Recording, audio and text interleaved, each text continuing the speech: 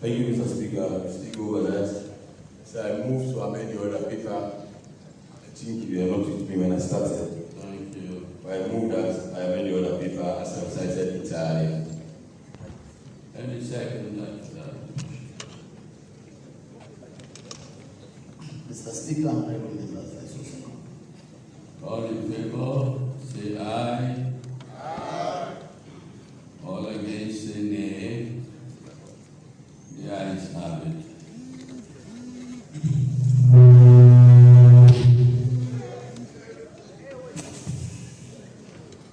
Where is that coming from? From my own mind?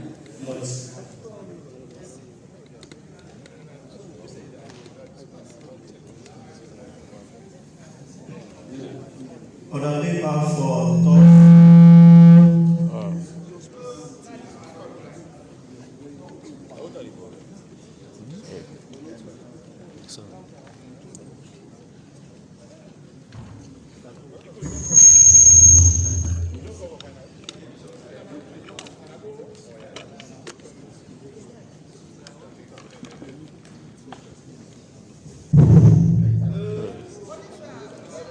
It's not correct.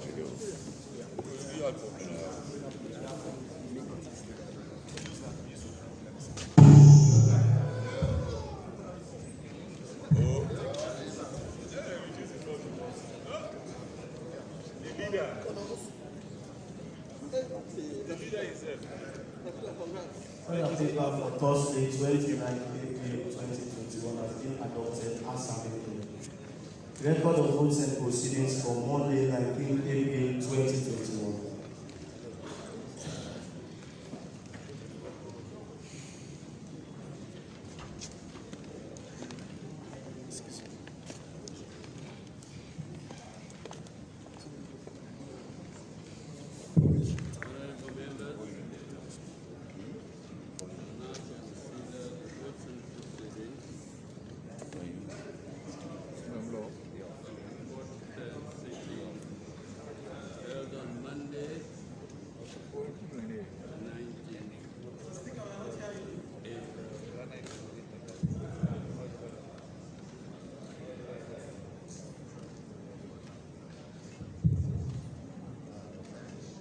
We shall now consider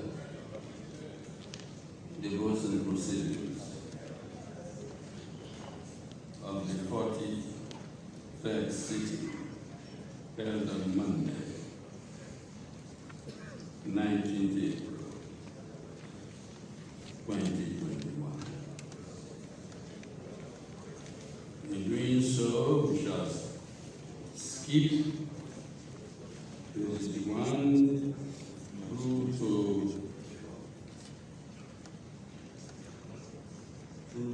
through to 4, containing the names of members of Parliament. And we will now consider the record from page 5. Page 5. Page 6.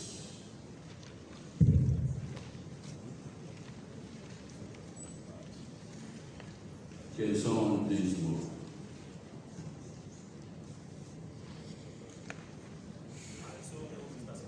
Any second? I so second, Mr. Speaker. All those in favor say aye. Aye. All against say nay. The ayes have it.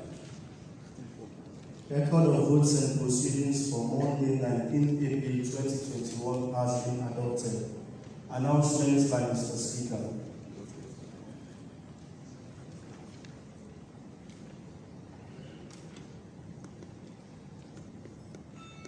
The announcement I have to make is one of recapitulation.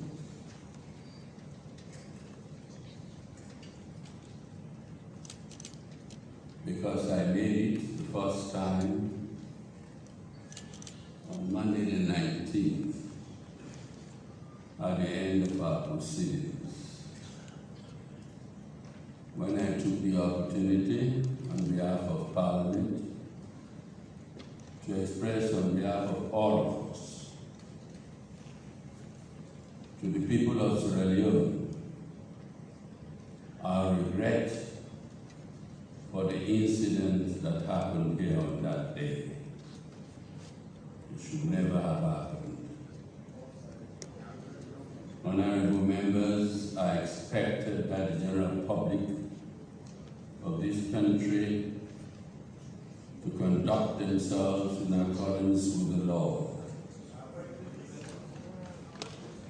and to behave as honorable members always should. What happened, of course, is not unique to this Parliament. Some might even say it is an incident of our democratic process. It is part and parcel of the expression of our democratic rights and obligations. Sometimes we express them within the confines of the law, but on exceptional occasions, we do so outside the strict limits, the strict boundaries of the law. It is my fervent hope and prayer that what happened here on Monday the 19th will be recorded in the annals of history as most exceptional and not one that characterizes the ordinary sittings of this honorable house. And that we will relegate that incident to the attics of ignoble history. Never again, I hope, shall we see it repeated. Never again will the conduct of honorable members stray beyond the honorable to involve bringing into this house the elements that dominated our proceedings on that inglorious day. And I hope to continue to enjoy your confidence and trust, and I assure you of mine at all times. I thank you. Laying of papers. Honorable Matthew Sir Yuma, leader of government business. Thank you, Mr. Speaker, for that brief announcement. Reports on stakeholder discussions on the ACP-EU relations, benefit challenges, and the way forward.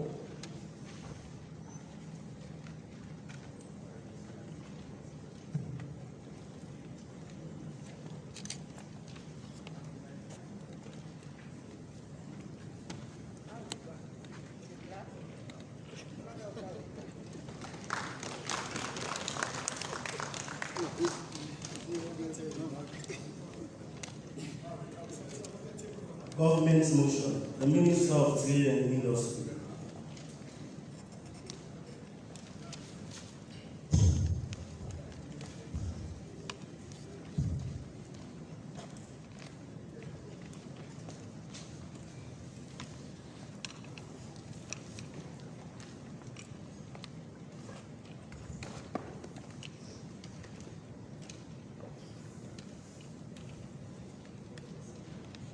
Mr. Speaker, Mr. Speaker, honorable members, be it resolved that this Honorable House hereby ratifies the following agreements, which were laid on the table of the House on Monday, 19th April 2021. 1. Agreement between the Government of Sierra Leone, of the Republic of Sierra Leone, and Master Industries Sierra Leone Limited, dated December 2020. 2. Agreement between the Government of the Republic of Sierra Leone and Dual-Pass Ferrofabric Sierra Leone Limited, dated January 2021.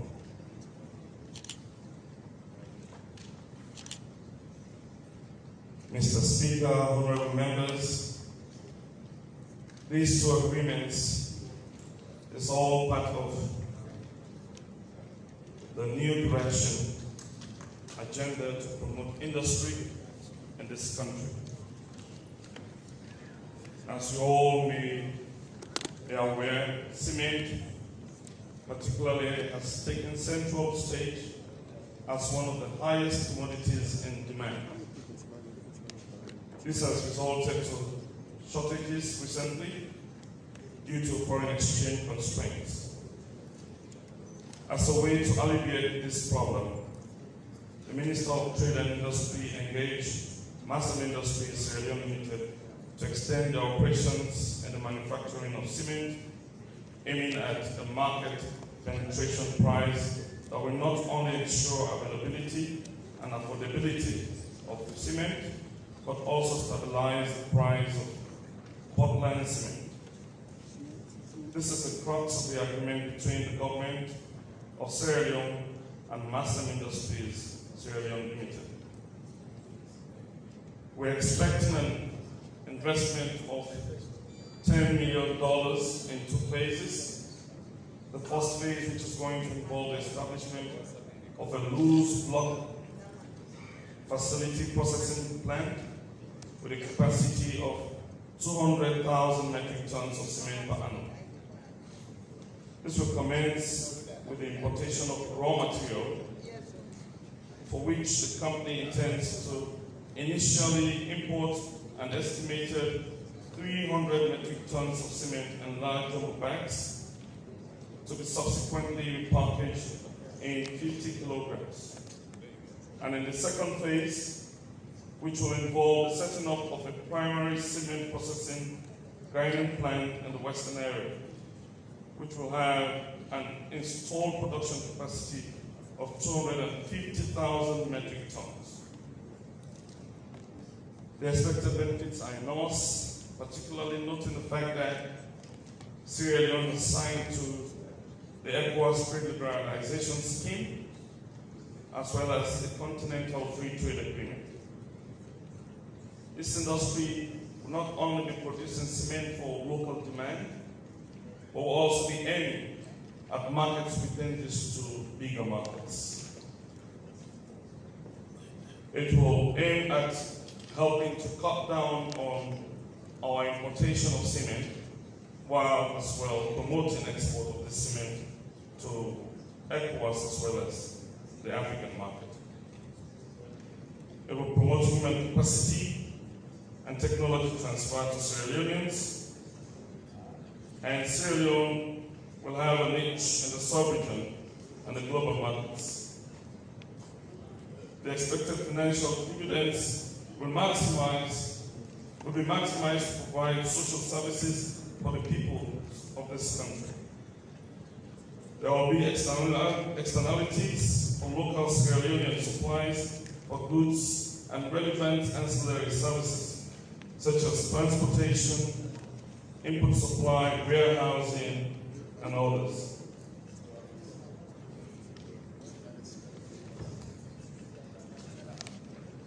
Dual-Pass intends to establish an industry that aims at recycling both plastics and scrap metals.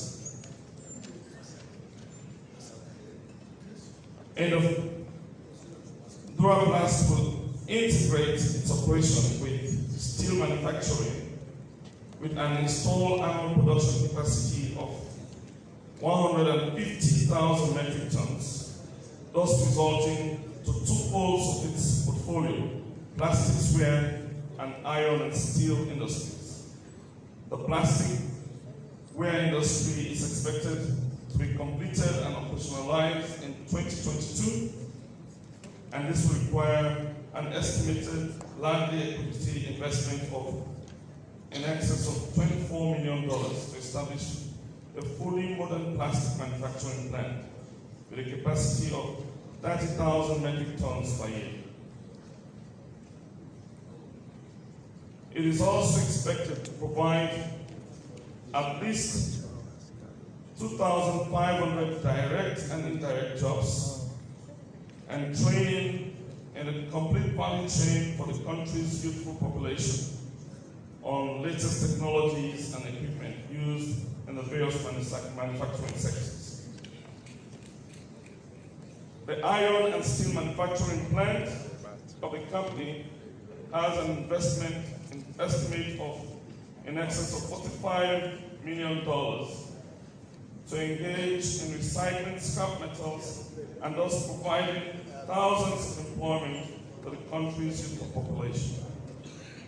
They will cater for a local market and a reasonable price, as well as help the country to save an estimated $112 million on importation of iron and steel based on research conducted in 2020 in the sector.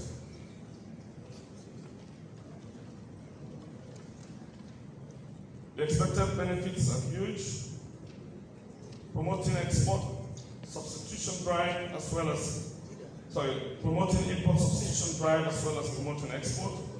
The new outfit will address the high supply of both plastic and steel products which are currently imported. There will be positive indirect effects on the economy, center in the project's operational areas, especially as it will improve the livelihoods of our rural population. Growth in the local retail trade, plastics and steel products will improve considerably and also improve the livelihood of the rural population. In the long run, medium to long term, this company intends to extract iron from our own iron ore, which is definitely going to have huge impacts on the economy, creating jobs and allowing our own raw materials produced in this country to be processed and used by Sierra Leoneans.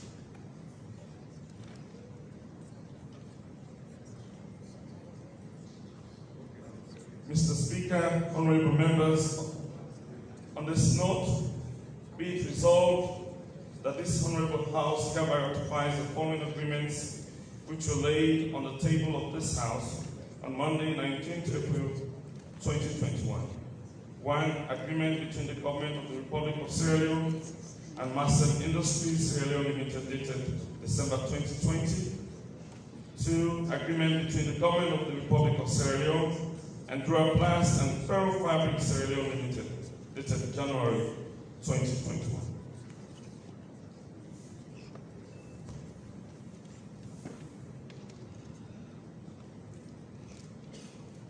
I thank the Minister of Trade and Industry for that presentation. Before I propose the question to the House, I would like to take the opportunity to remind all of us that we'll be meeting here in this conference room, the Human Conference Center, only because the building designated for usual ordinary meetings as a parliament is undergoing substantial renovation. We don't know exactly when that will come to an end, but please let's be reminded of the fact that the rules and regulations that pertain to our Parliament building have been brought along with us to this conference room. I want to take the opportunity to thank and applaud all those who have complied with the dress code. And I want to give an opportunity in the next few minutes to those who are not so compliant to kindly do the needful.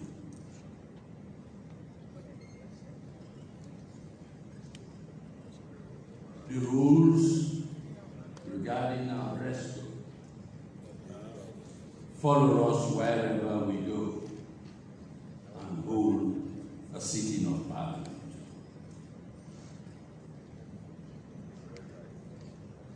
I think, honorable members, once again, let me repeat. I thank and applaud and congratulate those whose dress code is compliant, and remind those whose dress code today is non-compliant to please do the needful before I begin to name names. I'll give you a few minutes to make the necessary adjustments. I'll now propose a question. Honorable members, the question is that this honorable House hereby ratifies the agreements that were laid on the table of the House on Monday, 19th April 2021. Namely, 1, agreement between the government of the Republic of Sierra Leone and Master Industries Sierra Leone Limited, dated December 2020. 2, agreement between the government of the Republic of Sierra Leone and Europe Plus and Ferro Fabric Sierra Leone Limited, dated January 2021.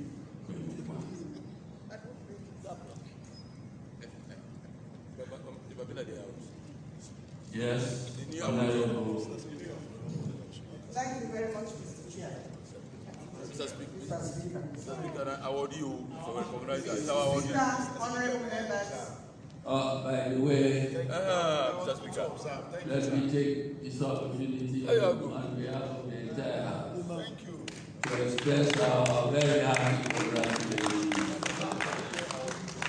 to the Honorable Veronica Kadisi for the national honor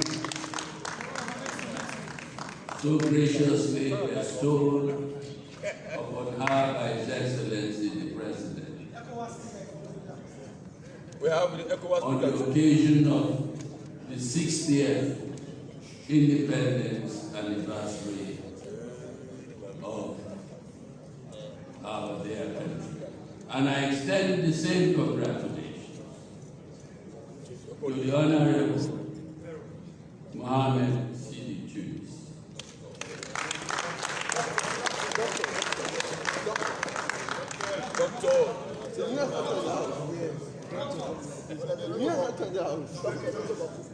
Well, I'm afraid I happen to belong to an old school, and I'm sure the Honorable Kande Umkela also belongs to that school. And that school teaches me one thing: a honorary degree is a honorary degree. The title doctor remains silent for good. It has to be earned before you are addressed as doctor.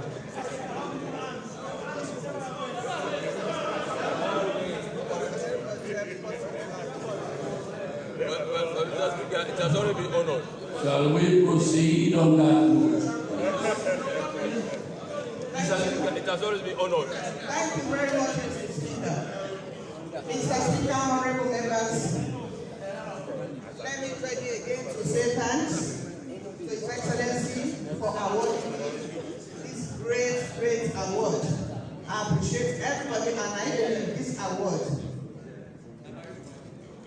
award is not only for me, but for everybody in this house, especially the women of this family. Because the recognition has shown that we women are there, and there is a light at the tunnel.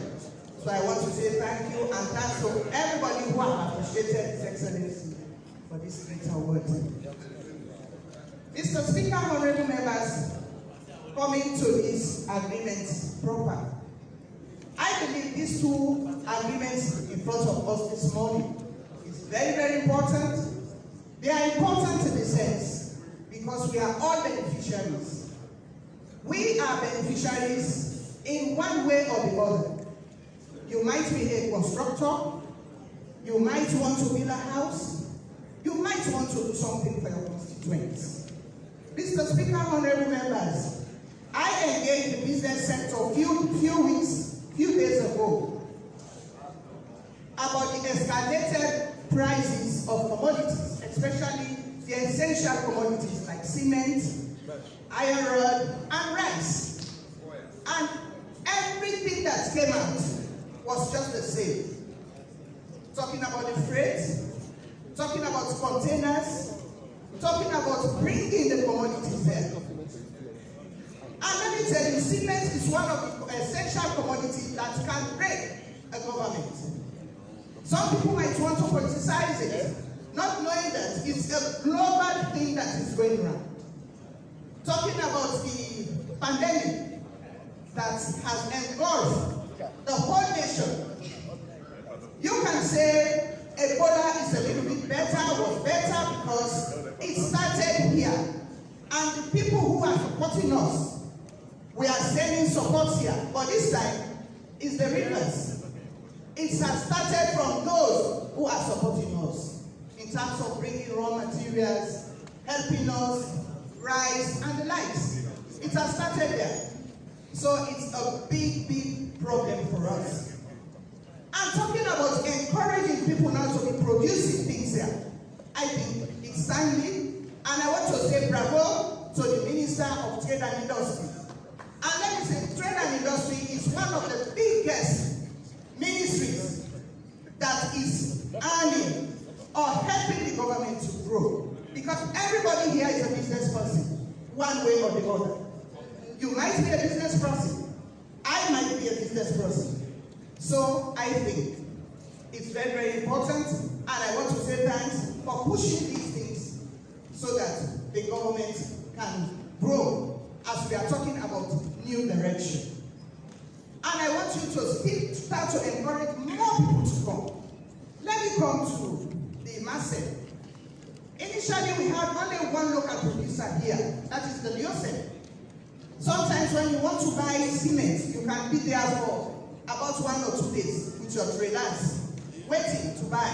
Or you can go and pay, then you have to queue. But this time, this gentleman is going to do a phase 1 project with a sum starting with 300,000 metric tons of cement that will be packaged in Freetown. So in paying some of these things, the taxes overseas now is going to be done in Sierra Leone. Instead of going around to go and pay all those things there, you can now pay a little bit of tax, then you do your thing. Then with that, we'll follow, the committee will follow to see whether what is stated in the agreement is going to stand by it. But I believe, and I hope it will happen. If it is being packaged here, then definitely the problem of escalating the prices will be reduced. And the phase 2 of it is within 24 months, and it will construct a state-of-the-art of primary production plan similar to that of Leone. Again, that one will create job facilities, especially for those who are coming from the eastern part of this country. And my honorable members who are living there, you will make use of that by engaging that particular industry so that they can help you for what they are SO2. It will stop. You will go there and tell them, say, please, you have to employ, especially the laborers, so that the time of wasting standing at Eastern Province and the other areas to say, but what they are, it will ease. Because by 4 o'clock, you go quietly to your house while they will be engaged doing their thing. And also, we don't have TTAs. The production of 42 high grade in 50 kg packs. Yes, we are going to do it here now. We are going to package it. And when it is being packed, then it will be ready for going to be taken to some of these countries. And to the region, the provinces. I'm talking about trucks, trailers. This gentleman has had so many trailers lined up so that they will be taking carry this cement to the various districts as promised. So, talking about trade, you'll be paying how much. Sometimes if you go, and the further you go, the higher you pay your transportation. Going to Kailan, I believe you will have one truck to go to Kailan to be taking the product to Kailan. Where you'll be paying 20,000 or 15,000 per bag, maybe it will be a little bit cheaper. And if they are taking it again to Moyamba, it will be a little bit cheaper instead of using this public transport. So these are the goodies that are inside this particular MASEM production. And the benefits again, the benefits that you will be expecting in this then the support of government. Let me just give you some few bullet points, the support from government. The government has consented to enter into agreement with MASEM for the establishment of cement production plants. And also, the MASEM has been granted 5 years concession on import duty on plant, machinery, and equipment. So all those things, if they are being packaged here, you will pay to other people while we're suffering here. And the taxpayers will suffer because there is a saying, when the elephants and what fight, the grass suffers. So we don't want that suffering again. And I listened to one of them when they came a few days ago. He said, yes, the minister has asked me to pay or to start to sell the government price. He said, I agree in tears. I am suffering in tears. I said, we don't want you to suffer in tears. We want you to suffer. We don't want you again to suffer, but to be happy in your production. So with that, these people will not again want to be suffering in tears. Then only 5.0% on custom duty for raw materials, 10% custom duty for bulk cement, and 0.5% ECOWAS levy. And this is where we, the members of the Committee on Oversight, will follow, because we want to see the government has consented. So we want to see whether you comply, whether you have to reduce all these percentages so that the prices will come down. And I hope and believe if, after approving these agreements today, by next week, because the man has this zeal, he's so happy, he's so committed to make sure that we allay the fear of the people, and especially us, the honorable members. The advantages of the MASEM, again, let me just give you a few bullet points. It provides direct and indirect employment to a large number of persons and contributes a major part to gross domestic product. With the expected sales of about $30 million annually, will generate a lot of tax through GST and withholding taxes. So you see, it will bring those monies there. Instead of spending it out, you go and pay to freight, because what they told us the last time, they said the containers initially it was $6,000. Now it has gone up to $12,000. In fact, one person will not be able to just to hire one container, except they come together to hire a container so that things will come here. So this is the reason why we are hearing or seeing this escalating of prices on commodities. And also, it will create healthy competition that will benefit the consumers. The competition will be here. Now we'll be having the OSEM and next MASEM, and pretty soon we'll be hearing again. Some people will be writing again to us that they want to do similar things. So you see, competition will be great. Then we'll need corporate social responsibilities in the communities it's operating. So for those people, so honorable, who are coming from those that part of the city, please make sure it is bounded duty on them, because they are using the facilities of this nation, and the taxpayers are paying. So let them make use of those taxpayers percentage, whether 1%. Make use of the corporate social responsibilities. It is their bounded duty. They should do something. We want to have schools, hospitals, help them, help the poor. So you have to make sure you follow them for their corporate social responsibilities. It is being in that agreement.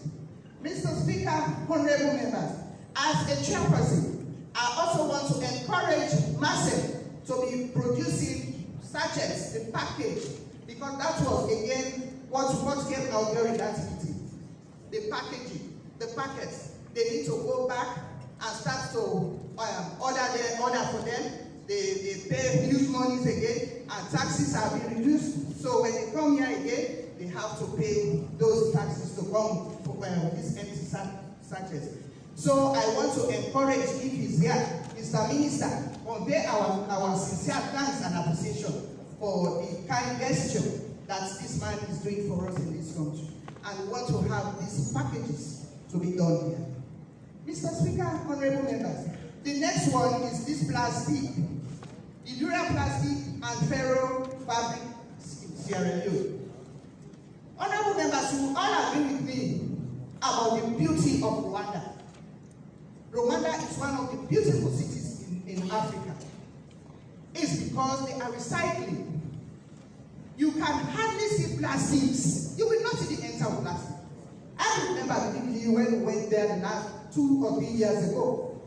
We were told at the airport that, please, madam, with due respect, if you have plastics, you know, some of us like to carry this plastic, black plastic. We have our shoes, our whatever.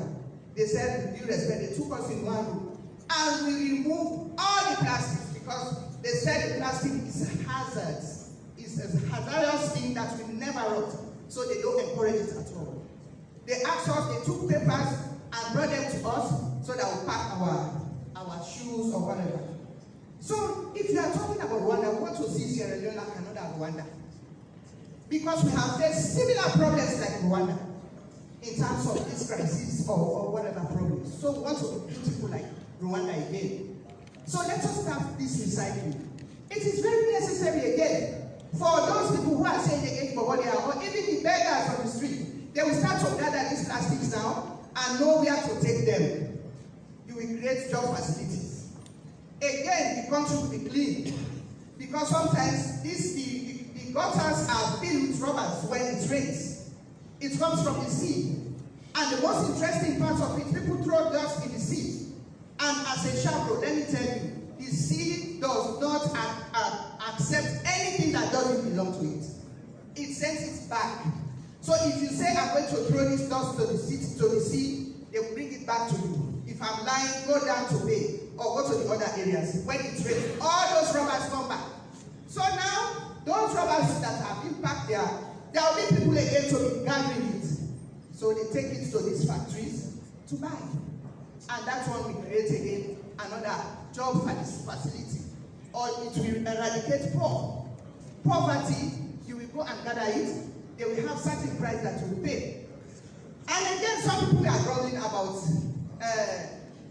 poor quality of iron rods. Indeed, yes. Sometimes they are poor qualities. These metal things, this raw metal, how you call it, the metal, the rust metals that people goes about to buy. Scrap metals. Again, sometimes when you take it back there, they make monies out of the monies that you have bought these metals. They come again and sell it to us. So now it is going to be processed here. I think it's a bravo again to whoever is going to do these things. And not only to produce low quality or substandard, we want to get quality. We don't want to see, sometimes they call it Chinese, and when you say you go to China to buy, it's left with you to choose. Because they have substandard, they have low quality, they have poor quality, they have VIP, so it's left for you to buy. So for us Sierra Leoneans, we have agreed, and we are going to approve this agreement. Again, oversight to media to monitor, to go and see whether those iron rods are good for us. And also the slippers, the rubbers. Sometimes when you buy your slippers for your child or for whoever, just about 1 or 2 weeks, it is on the street, or you throw it away. Now they are going to make use of it. So I think this is very timely. It's very, very important. It can help the nation. It can help to grow the economy. It can help to even reduce poverty. Now you go and get the slippers instead of getting it for 5,000 euros. When it is being produced in Sierra Leone, it is made in Sierra Leone, not made in Sierra Leone, as my uncle used to say. They will say made in Sierra Leone. And I know you'll be very proud to see made in Sierra Leone. So I think our people will be happy. So with that, I think it's timely. All these 2 agreements, we are going to benefit. So I don't want us all to waste time. I want to ask you all, for the sake of the independence, let's try to showcase that yes, we too can do it. If they have done it, we in Sierra Leone can do it in the 16th year. Thank you very much, and I want to ask all of you here, and my sisters and brothers out there, in the middle, our primary chiefs, we have to benefit from those 2 things. Instead of getting 80,000 bag per bag for Siemens to carry now 100, let's try to do it here. So with that, I want to say thank you, and thanks to the minister for bringing this agreement. Thank you very much.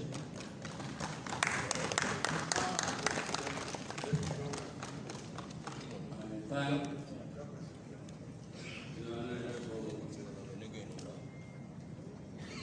the member, Honorable Kalisisi, for our contribution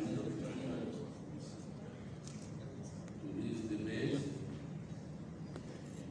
I want to take note of the points she underscored, the point about these essential commodities being produced in our own country and the high quality that will be assigned to them. I hope when the minister comes to respond, he will enlighten the House a little bit about the price element of these commodities. Because pricing is equally a matter of great interest, not only to the House, but to the general public as well.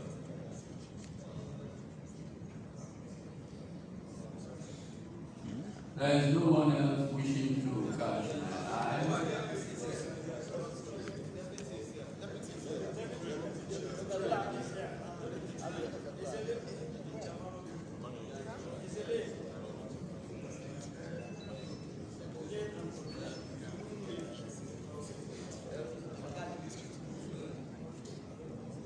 The deputy who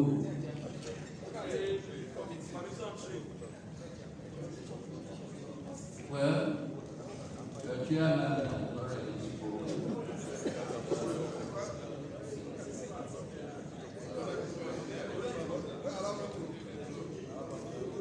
I would like to give others an opportunity.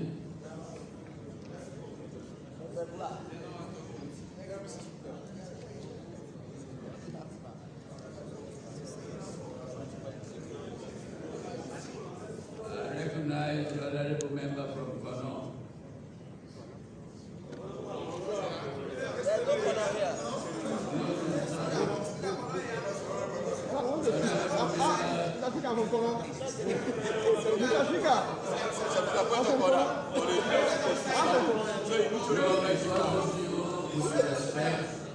Point of order, sir.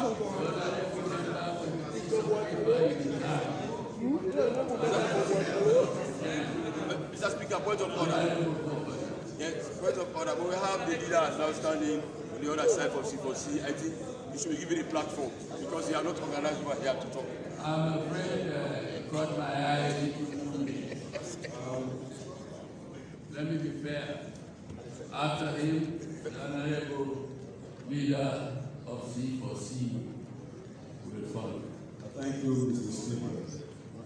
Mr. Speaker, members, After listening to the chairman of the Trade Committee, I just want to make a brief observation because the agreement is good, having said by the Trade Committee chairperson.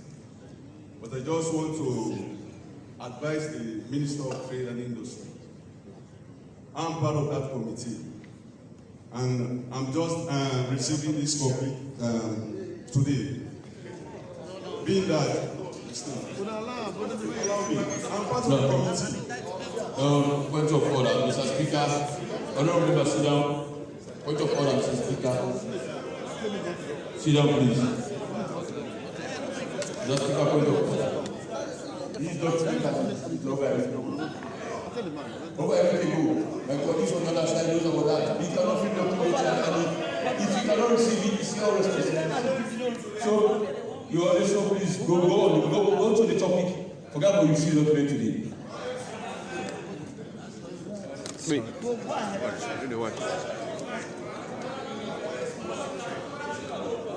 Okay, having said that by the leader of government, he said, I know the agreement is a good agreement. I just want the minister, because some of this agreement, we haven't passed this agreement, at the end of the day, the interests of the citizens are not really manifesting in this agreement. So in as much as that, I want to call on the Minister of Trade and Industry to please make sure that this agreement, it is done in the way it's supposed to be. I thank you, Mr. Speaker.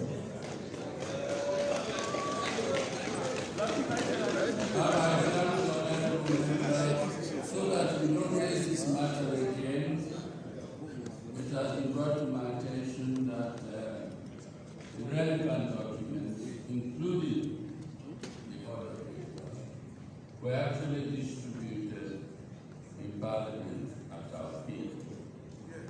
But a lot of you did not turn up there.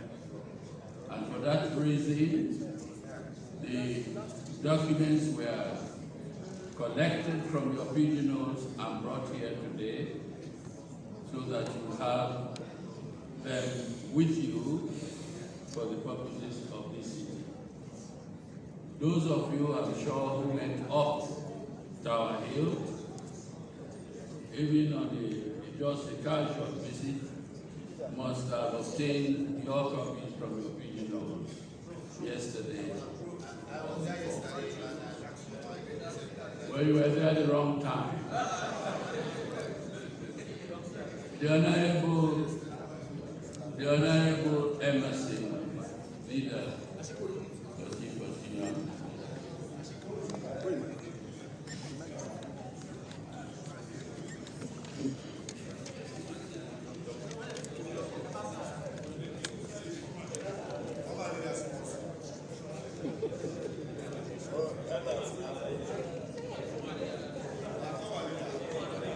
Mr. Speaker, honorable members,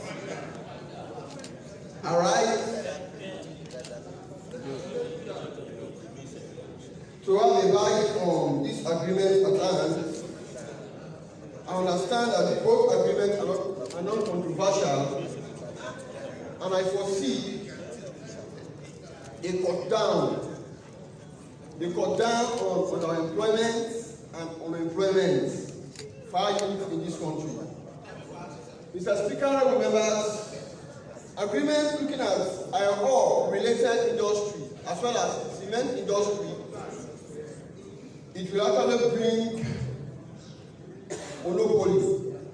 monopoly of over 5 decades in this country by Leone. Mr. Speaker, honorable members, I see $10 million to be invested in 2 phases. You agree with me, SL Mining, in all of its glory, they only accounted for $3 million as far as royalties and benefits to this country. I see $10 million to be invested in 2 phases for Sierra Leoneans. And what also comes admirable to this agreement is a production of 300 metric tons at the start, and the transfer of technology to Sierra Leoneans. This is local content policy coming on board. Mr. Speaker, honorable members, it's only high time we began seeing our academics, the intellectuals, that are in charge of curriculum development to focus the attention of the youth from grammar school system of learning to that of a middle manpower. That is what has made Ivory Coast, Guinea, very great. Strength in the middle manpower. We go a long way. It's not, or it should not be, unquote, a power by issue that until I have 5 hours or 5 London GC before going to the university. But with three was 2 O-level London, they can become very good citizens in technology, in medicine, in carpentry, in plumbing, electrical, electronics, etc., etc. Mr. Speaker, honorable members, my only fear in this agreement is the energy. Energy sector has to strengthen their role in the bringing of the West African power pole. When you talk of oil production, you're talking of energy. Energy. The West African power pole, we've done our little best. But when one cross checks with Liberia, they're a little slow. A project coming from Ivory Coast, Liberia, Sierra Leone, Liberia also has to wake up a little for us to catch up with such a huge and elephant agreement. Mr. Speaker, honorable members, that comes to mind if the big Congo can also come to speak to boost up the West African power pole. I'm telling you, the investor can have a safer haven in the production of both iron ore and cement. We cannot talk to exhaust Section 7 of our Constitution that talks of a resilient economy. If we can only utilize the mineral resources that we have, then Sierra Leone is bound to have a resilient economy. Only one drawback I can see in this agreement. Subsequent times, I encourage the Honourable Minister to woo investors to the provinces. Such an agreement will actually encourage urbanization. People will crop over from the provinces, filling these small cities that we have. Subsequent times, I woo you that you convince the investor for decentralization. Let's go to the provinces. The nearness of raw materials and all can be produced in Bumbuna, in Losa, bringing them closer to the raw materials to go a long way. This will be very good for our economy if the citizens start shifting their attention from the capital to the provinces. Mr. Speaker, honorable members, I call on colleagues that will move, and as much as these 2 agreements are non-controversial, that will be ratified with the speed it deserves. Thank you very much.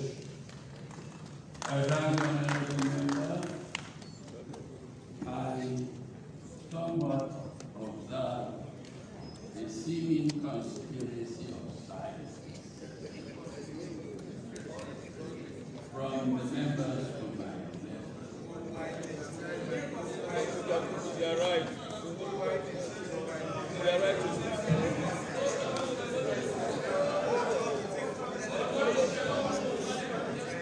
Or is it a hangover of last city? That is still impacting on the minds of the members in the left.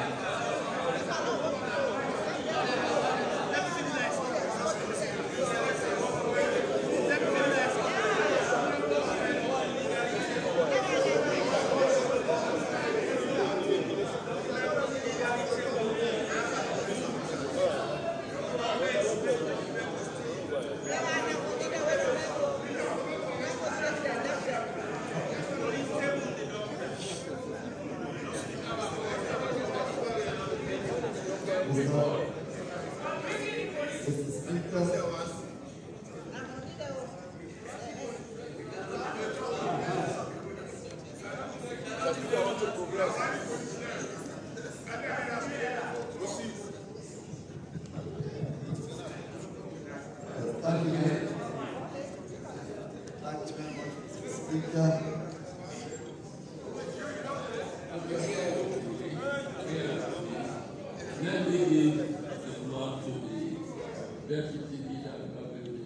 you. Thank you, Mr. Speaker. Speaker, honorable members, of course, before our brothers on the other side are very okay with these documents. Because speaks volume. They are okay. Thank you very much for satisfying with this argument. Mr. Speaker, honorable members, we know this nation will not move into the next level if we don't open industries and manufacturing. It is clear that the exchange rate is skyrocketing, is pressing the bills, because we've not been able to provide for ourselves and we will not be able to export. And it is only when the state exports its own goods that will allow that state to bring in raw currencies from other countries. I'm very pleased and very honored to see arguments of such nature being tabled here for approval. Thank you very much, Mr. Minister. Honorable members, we have two agreements here. And thankfully, for us coming from Go, the Dora Pass, and Ratify will be hosted in this case. They are very good. In the last budget reading by the Minister of Finance, he told us he's going to encourage manufacturing companies that will be investing in the provinces, they will be giving them tax concessions. I'm pleased today we have started seeing companies establishing and wanting to establish in our various districts. Mr. Speaker, honorable members, this is a huge investment. It's not just an investment that will be exported, but it's an investment also that will be creating opportunities for us as people of this country. We have seen a lot, we have seen how some of these investments, which doesn't compete with each other, are raising their prices. When we have more of them, we expect the prices to be competitive and will have options as citizens. Mr. Speaker, honorable members, for instance, the Marcel Agreement industry, they will be responsible for the production of cement, packaging of cement, and selling cement wholesale. And if need be, they will have to export to the sub-region or to Africa at large. Mr. Speaker, when we have industries of such nature competing with the Leone and Dangote, definitely because of the competition, we will definitely see the reduction of cement price. For the last few months, we have seen systemic increase of cement price from 57,000 to 80,000 because there is no competition. Because there is no competition.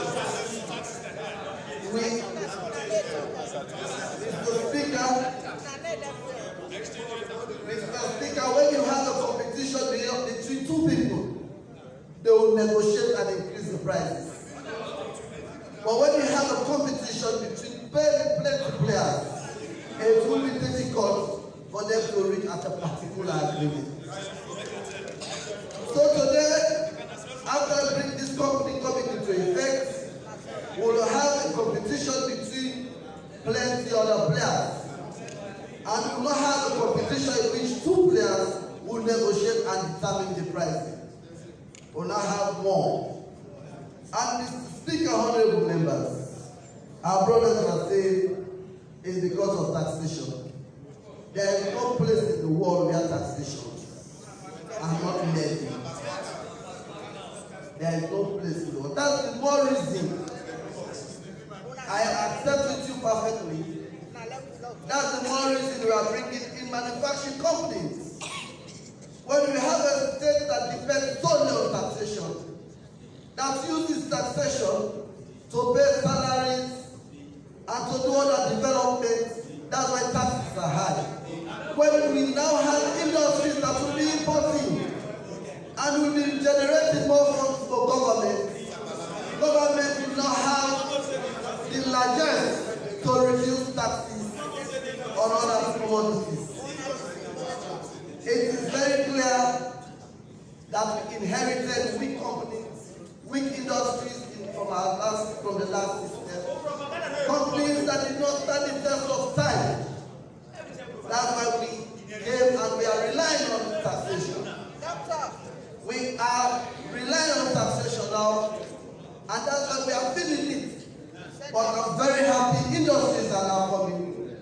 There is no way Sierra Leone can be dependent on itself without bringing in more industry.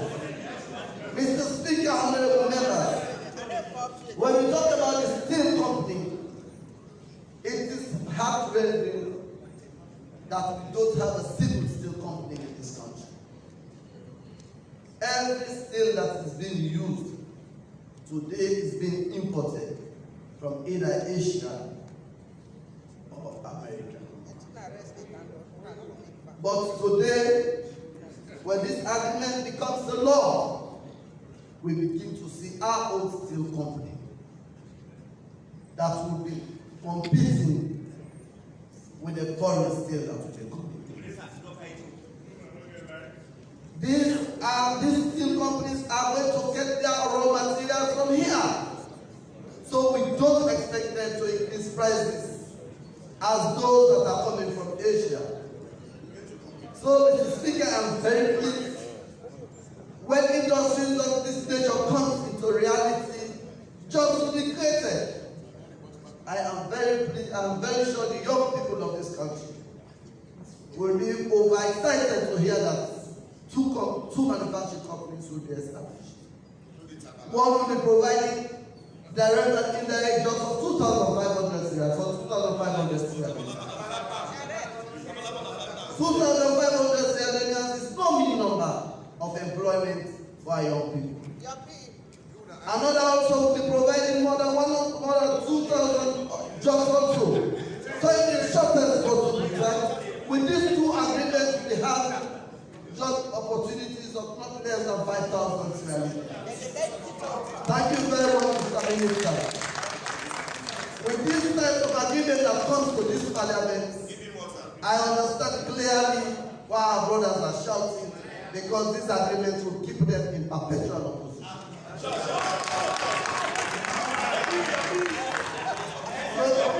Mr. Minister, honorable members, we have no option on this side and in the middle of this well. And on that side also. Now we should support this agreement. This agreement is going to reduce prices of steel. Of course, the ton of iron ore now, Mr. Minister, I can tell you categorically, is 8 million. Very soon, because we don't have steel companies here, the iron ore are being imported. And when we begin to manufacture our own iron ore, it can now begin to push the pressure on the average man who wants to erect structure. Who they will now be competing. And we, as a government, we are going to protect our own companies. We are making sure we give them the greatest opportunity for them to strive and succeed. We will support them, and I'll show you, Mr. Minister, on our part, we are giving you the fullest of support. We are giving the company the fullest of support for them to succeed. It's a steady agreement that will be extended. We expect this company to live forever, only if they meet the demands that have been stated in this agreement. Thank you very much. The Bo people are very pleased. Thank you, His Excellency, for considering us from Bo. We are very pleased with this agreement. I am going to assure you that the Bo people, we are going to give our utmost support to make sure that these companies succeed in what they are created for. Thank you very much. I thank the Honorable Deputy Leader of Government Business. Despite the expansive nature of this auditorium, I don't know whether I'm alone, but the acoustics here do not sound very good. There is a certain vibration that is affecting the communication in the room. Before I recognize the Honorable who actually caught my eye, I'm reminded of a communication that I received, I think, yesterday or the day before. Communication informing us about the untimely demise of the mother of our dear sister, the Honorable Zaina Tarawale, Member of Parliament from the King. May I ask all of us to please rise and observe the minute silence in memory of the dead.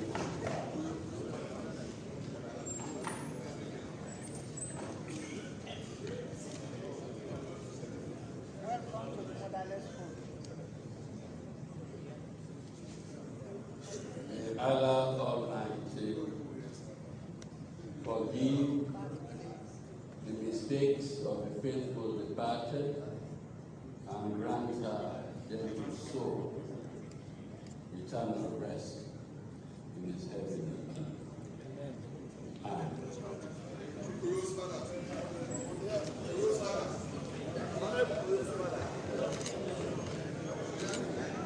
I now recognize the honorable member from the Western Region. Thank you very much, Mr. Speaker. Mr. Speaker, my reaction is a reaction to your comments. I credit you for being observant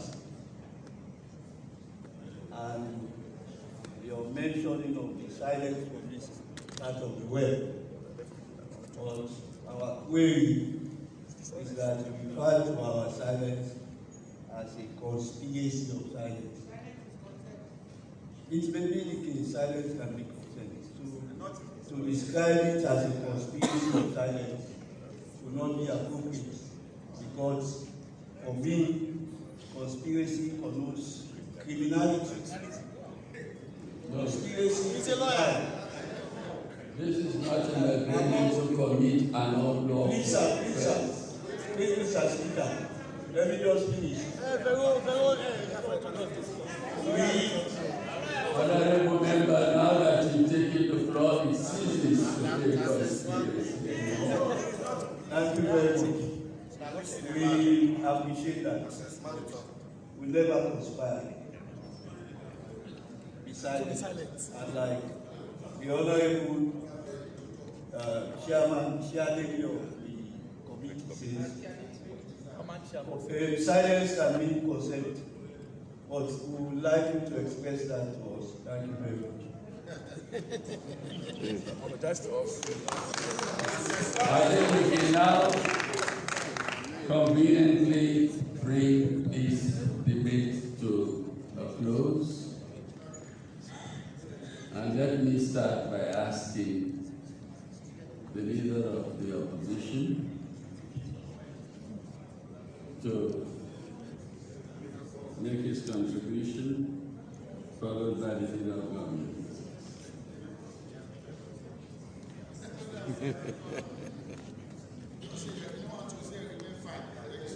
Mr. Speaker, I've had you like 5 times this morning. I thought my watch is gone, but at least it's still moving.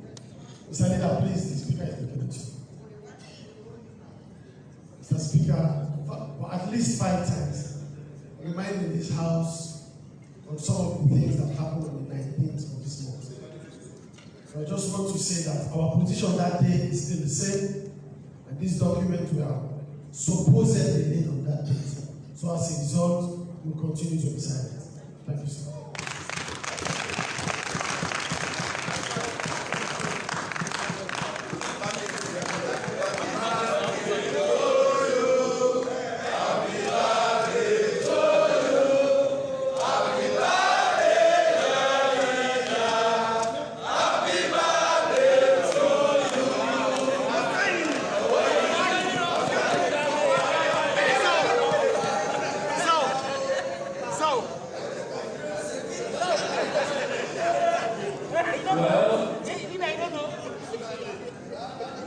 I started off by observing that there was a seeming conspiracy of silence.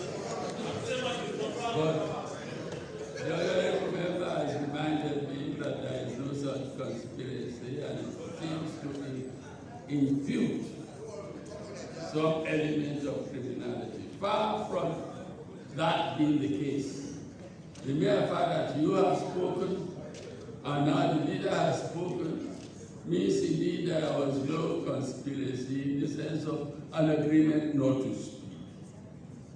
But having said that, let me say in response to what the Honorable Leader of the Opposition has just said,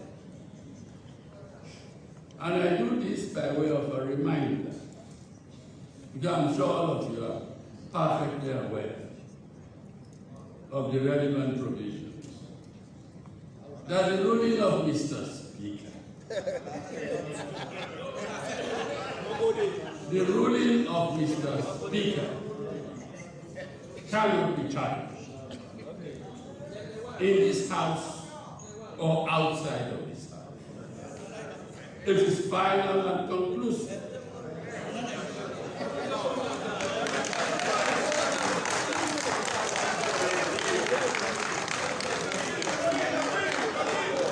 It is so stated in section 94 of our broad norm, the Constitution of the Republic of Sierra Leone, 1990.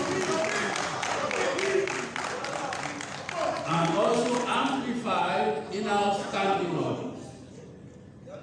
Very, very clear.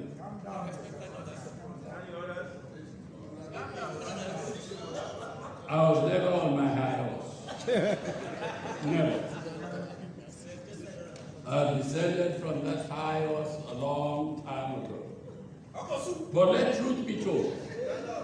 Let truth be told. And I repeat,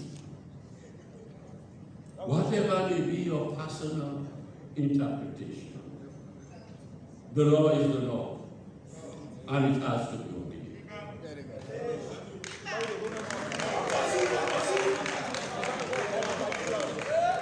And the law says the ruling of Mr. Speaker is final and conclusive.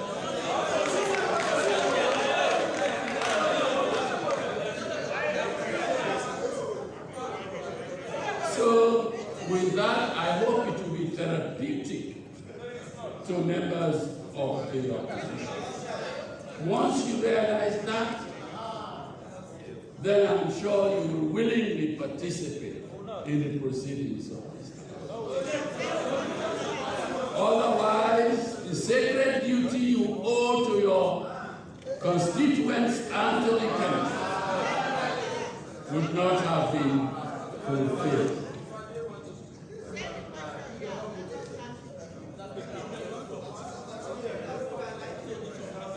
As we've heard from the leader of the opposition, so it shall be recognized by me. I will therefore now turn To the leader of government.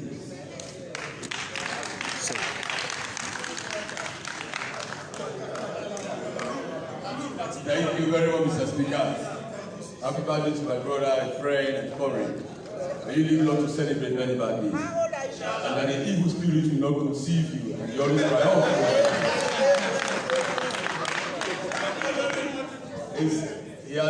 He has demonstrated leadership in Parliament since 2007, and he will continue to do that. I believe the silence, as you mentioned, has to do with their own opinion. For us on this other side, we don't have a problem with that. We believe in the processes and procedures in Parliament. All of us need to respect that. We will always respect that. And I have tremendous respect for them, irrespective of circumstance at any moment. We will have our own position, they will have their own too. Mr. Speaker, let me go to the agreement. We are now talking about changing the narrative in terms of investment and in terms of nation building. Talking about the Finnish industry, having our own companies and industry in Sierra Leone. It's very clear in the two agreements, as highlighted by the chairperson of the Trade Committee and reaffirmed by the leader of C4C and emphasized by my deputy flank me left. Mr. Speaker, honorable members, there are two components we need to look at. For example, the Duraplast and the fabric in Sierra Leone. First, we need to seek the government's own position in terms of this agreement. And the other one we need to look at is to look at the company's investment portfolio. So when we look at these two areas, we can understand that they have done some amount of negotiation in the interest of the Sierra Leone. For example, the government will seek employment, which the minister mentioned, echoed by my colleagues, that the direct investment in this particular agreement is something like 2,500. But that's not only on the employment. It's not only about the employment of 2,500 and beyond. We are talking about the training facility for our young population. That we need to give them technology transfer. That we need to give them something to do. So it's beyond only employing them, but to also empower them. But Mr. Speaker, let me take you to paragraph 4, page 3, to look at government expectations in this agreement. That has to do with the Duraplast and ferrofiber. In page 2, paragraph 4. Now, government, that's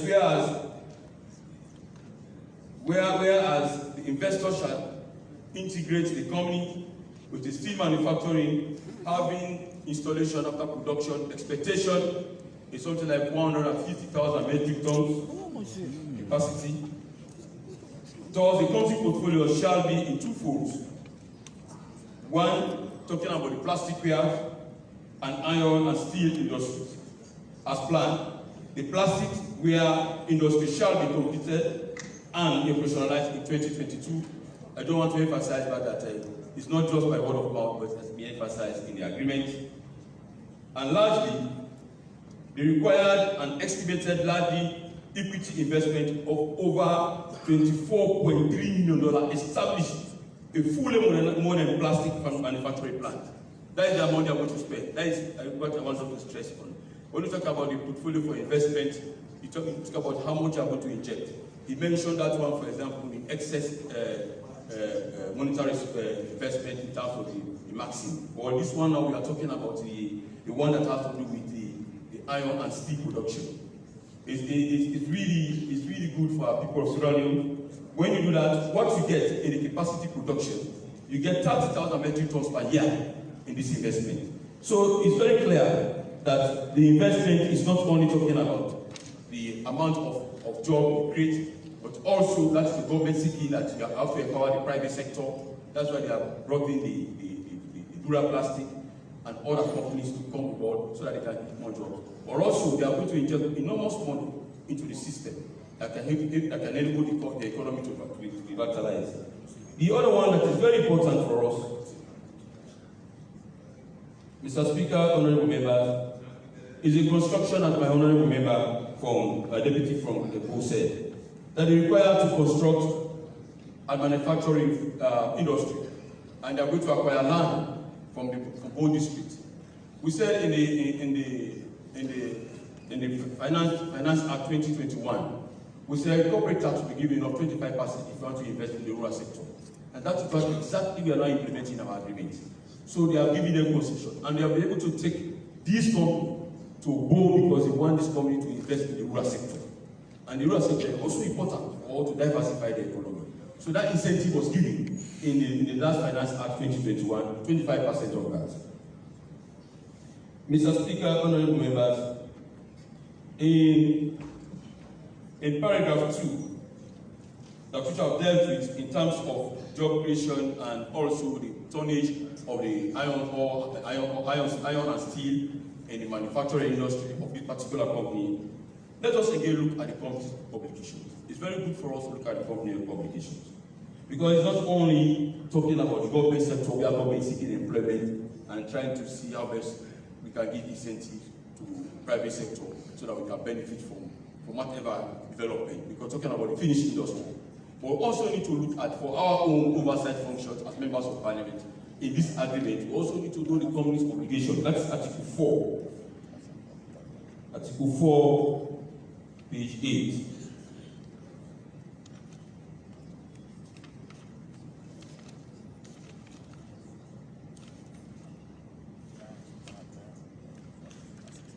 Page 7, sorry. Page 7, Mr. Speaker. Company's obligation. Mr. Speaker, usually, I would like to so members can understand that there must be certain provision that we need to follow, even during our oversight, and even for the ministry, to know that there is obligation that this company needs to observe during the operations. Because we have even talked about the money that they are going to invest. We are talking about what they are going to do, talking about job creation, technology transfer. But let us specifically look at the obligation. Article 4. Go to 4.2, page 7. The company shall exclusively undertake and own as property the project to construct, develop, and establish the infrastructure and install and operate a facility that to produce plasticware, iron and steel, packaging and distribution. So it has a whole lot of chain in terms of this investment. First, you have the construction, which my deputy leader cited, that they are going to invest in all districts, they are going to have construct warehouse, they are going to construct industry. But what is specific is the value chain given to the production. They are going to produce steel, packaging, and distribution. The chair of the chair of the trade committee mentioned that the packaging is very important. So we should take note of that, Mr. Minister. 4.2.2. The company shall undertake to comply with provisions of all laws, especially labor and social security laws, for the recruitment and employment of staff. This is very key. I just mentioned about section Finance Act again. There is a provision, I will come to that, but there is a section we enacted in the Finance Act 2021, section 50. If I'm American, can serve me well. Section 50, that if you want to involve into an employment, especially for the skill or certain factors or certain level of employment, you need to go through the labor system. If there is nobody you have in Australia, you need to also disclose of that. There is nobody qualified for that particular operation. So let us take note of that. And the company is also committed to employ a greater, Mr. Speaker, the company is also committed to employ a greater portion of Sierra Leonean staff for jobs not requiring high-level technical expertise while providing the requisite on-job training of personnel. Inter-Ireland mentioned that one of the government seeking expectation is that they are yearning to have jobs for our young people, for our Sudanese brothers and sisters. But that is not only in the B and the N all. We're talking about technology transfer and training, which we need to emphasize. You know, if you have established industry, I mean, stricto sensu, we are going to start from people who are more coming from the specialized industry. And Sierra Leoneans are not getting ready. So when you bring them, what you do, you look for energy, you look for knowledge transfer. The knowledge transfer can only take place when you embark on training. So these provisions are very important, Mr. Minister. The other provision, the company shall develop a policy. The company shall develop a policy and set up a system to protect workers against occupational hazards, accidents at work, and other health risks in cognizance with applicable laws. Sometimes, especially for some of us who are involved in the oversight duties, we get to places, even from the ministry. We always have this department that will take care of how workers are protected at the different industries. But Mr. Speaker, sometimes we just do an oversight. We don't even care about our surrounding brothers and sisters working in those industries. So, but this agreement is making provision for that we need to protect them, that we need to look at them. It is not only, that's the company's obligation. It's not the obligation of the ministry. But the ministry and our oversight committee, their responsibility is just for them to go there, enforce this obligation that the company we need to observe. Let me take you to page 8. Page 8. Sorry, Mr. Speaker, time is past 12. I therefore want to move that we suspend SO5 so we continue the business of the House. Thank you very much. I was beginning to wonder whether you were in the well or not.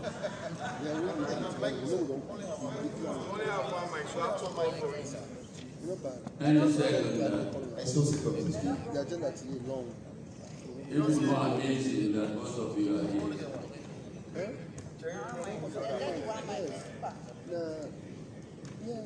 All in favor of that motion, say aye.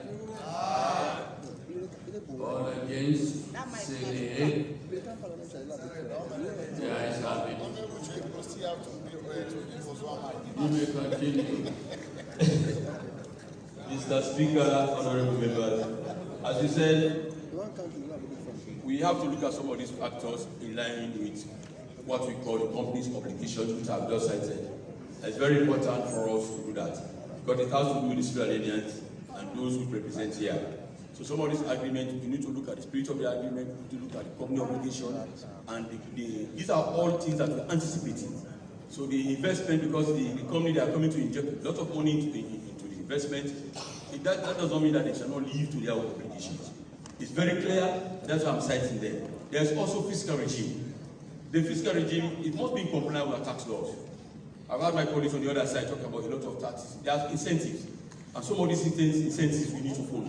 And when these concessions are given, they are not given because of pro bono business. They are given because they need the company to stay, to survive, so they cannot disappear at a particular moment, that they don't have the finances, or they don't have the money to sustain the industry.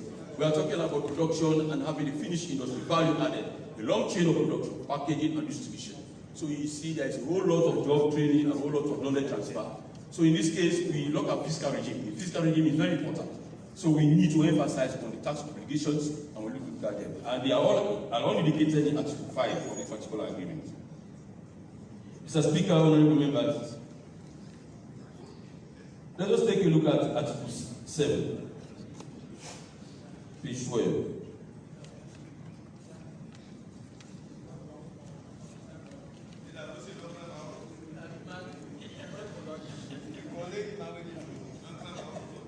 Mr. Speaker, it's very good for us.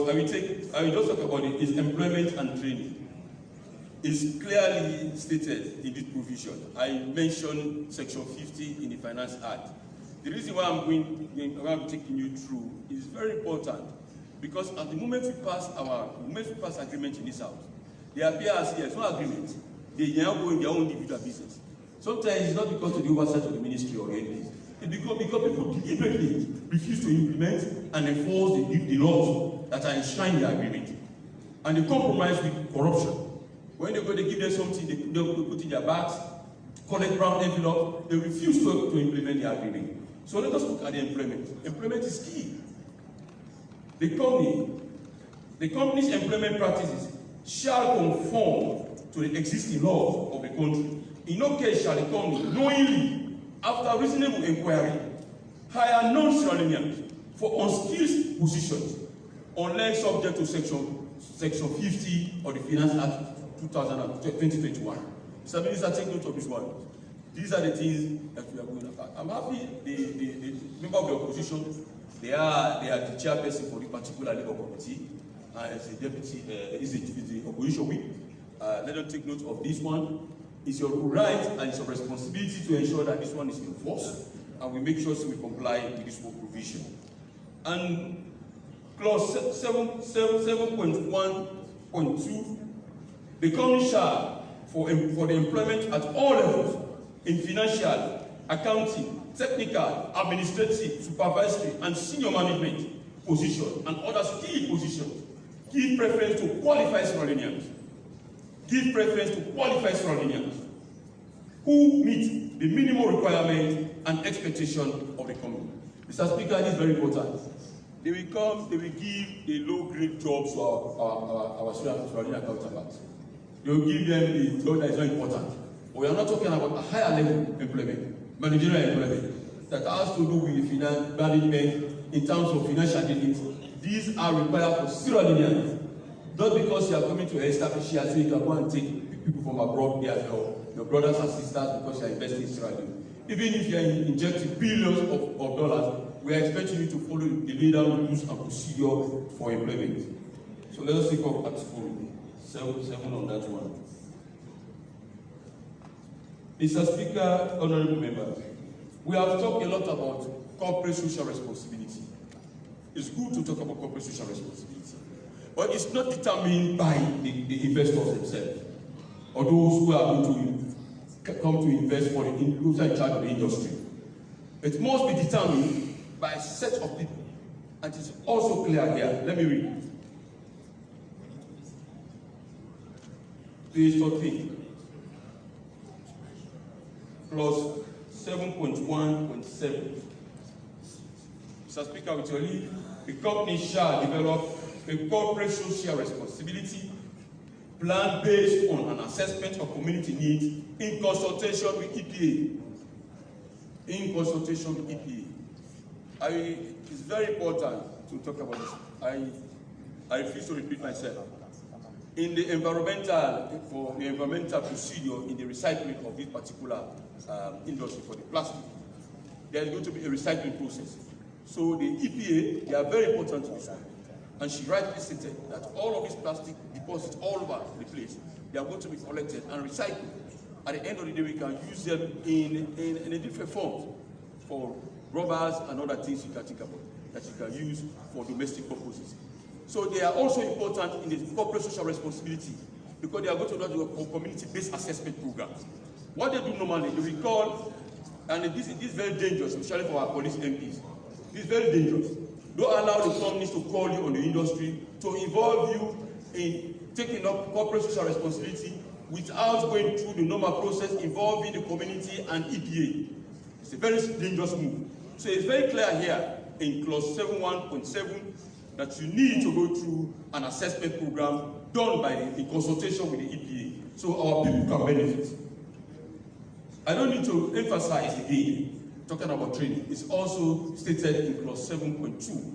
Mr. Minister, I'm citing this one because our Sierra-Leonean brothers and sisters want them to be trained, not only employed.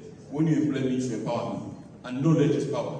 If you give and transfer knowledge, in fact, even the company is not longer existing. Sierra-Leoneans will come together to make their own investment program because they have the knowledge. When you have the knowledge, you can do anything.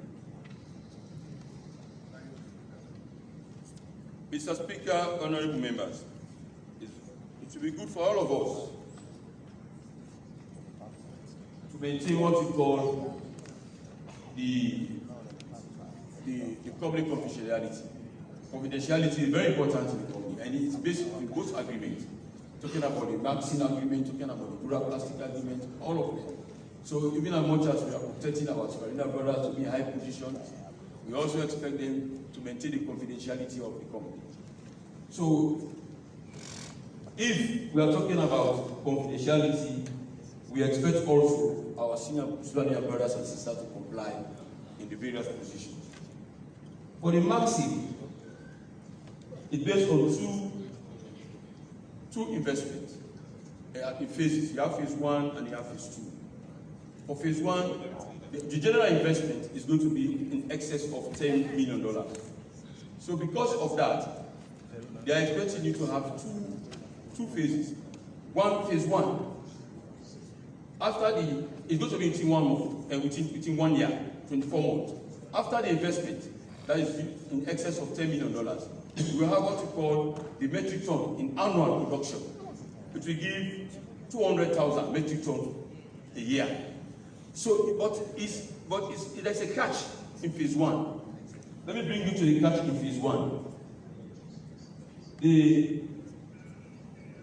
The chairperson mentioned it, while we deliberately read, so Mr. Minister, you can understand that it's not like it's going directly to invest to have the expected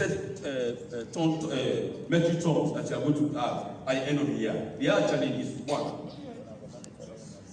In page 1, as well as phase 1, we commence with importation of raw materials for which the company intends to initially import an estimated 300,000 metric tons of cement in large bags of 2,000 kilograms to be subsequently repackaged into 50 kg while the grinding plant is being completed. Now, it's not like when they are going to start, they will not use raw materials imported from out. In this agreement, you realize that in the particular provisions given for tax waivers for different tax levies, custom duty is stated in the agreement. So, for the loose ball of facility or processing plant, which was stated that at the end of the year you get 200,000 metric tons, but also in phase 2 in the implementation, that has to do, which you mentioned, has to do with the rural sector in the western area. If you do the primary processing plant after installation, Mr. Speaker, you are expected to get 250,000 metric tons a year in production. So it's good for us to look at these two phases. So phase 1 is giving you that leverage that you have to bring raw materials and giving you the expected outcome that is going to be. After that, in phase 2, you are expected to have an increase in the metric tons of 250,000 metric tons a year. Mr. Speaker, honorable members,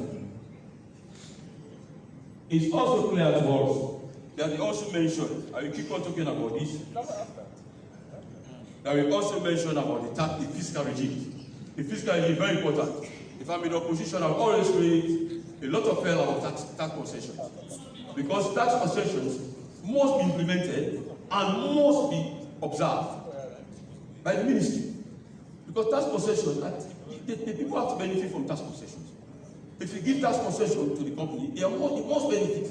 So that's the reason I raised the question. If you give more tax concession, it's a responsibility for the company to meet their obligations.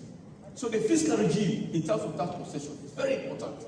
So we need to talk about that, we need to mention that. And we have our oversight functions, which we need to come to that. I want to take you to page 11, where we talk about the raw materials in terms of tax waivers, concession giving, and tax levy on them. Page 11.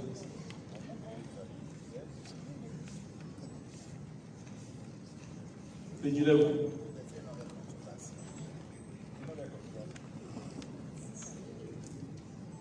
In as much as it's so controversial, like our colleagues to know that our minister and our administration, we are doing a very good job. It's not a rubber stamp administration. You see taxes and import of raw materials. You know the reason why you need to take note of this is because there will be a time when Sudanese will be involved in producing the raw materials. It's very important. So you need to take note of this one. He said cost of duty is 5.0%. Cost of duty for bulk cement, in the first production, there's going to be loose bulk that has to do phase 1. So tax concession given to them is 10.0%.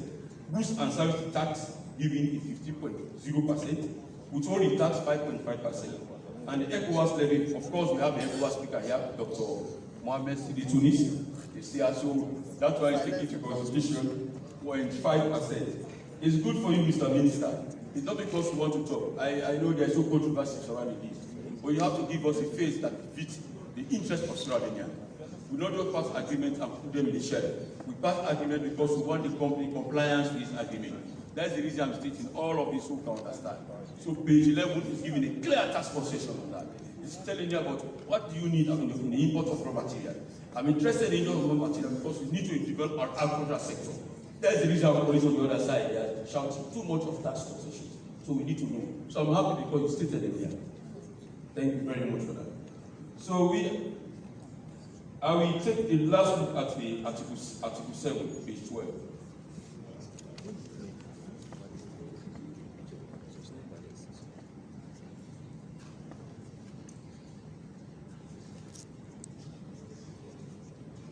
Page 12. I will read the second and the third paragraph so that you can understand that, Mr. Minister, there is need for us.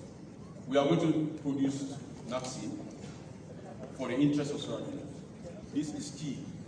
Somebody mentioned, before you export, you ensure that you satisfy the surrounding consumers first. You have to export if there is excess supply. And even at that, you can only export based on what you produce a day. And we are expecting in this production a huge amount of over 200,000 tons per business day. So let me read that. It's in your agreement.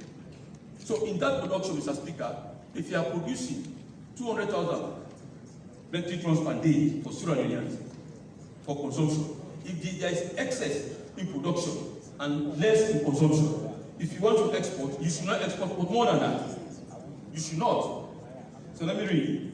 The companies are engaged in production, packaging, distribution, and wholesale of cement domestically. Mr. Minister, take note. Domestically, and shall export to other countries where domestic needs have been met. Where domestic needs have been met.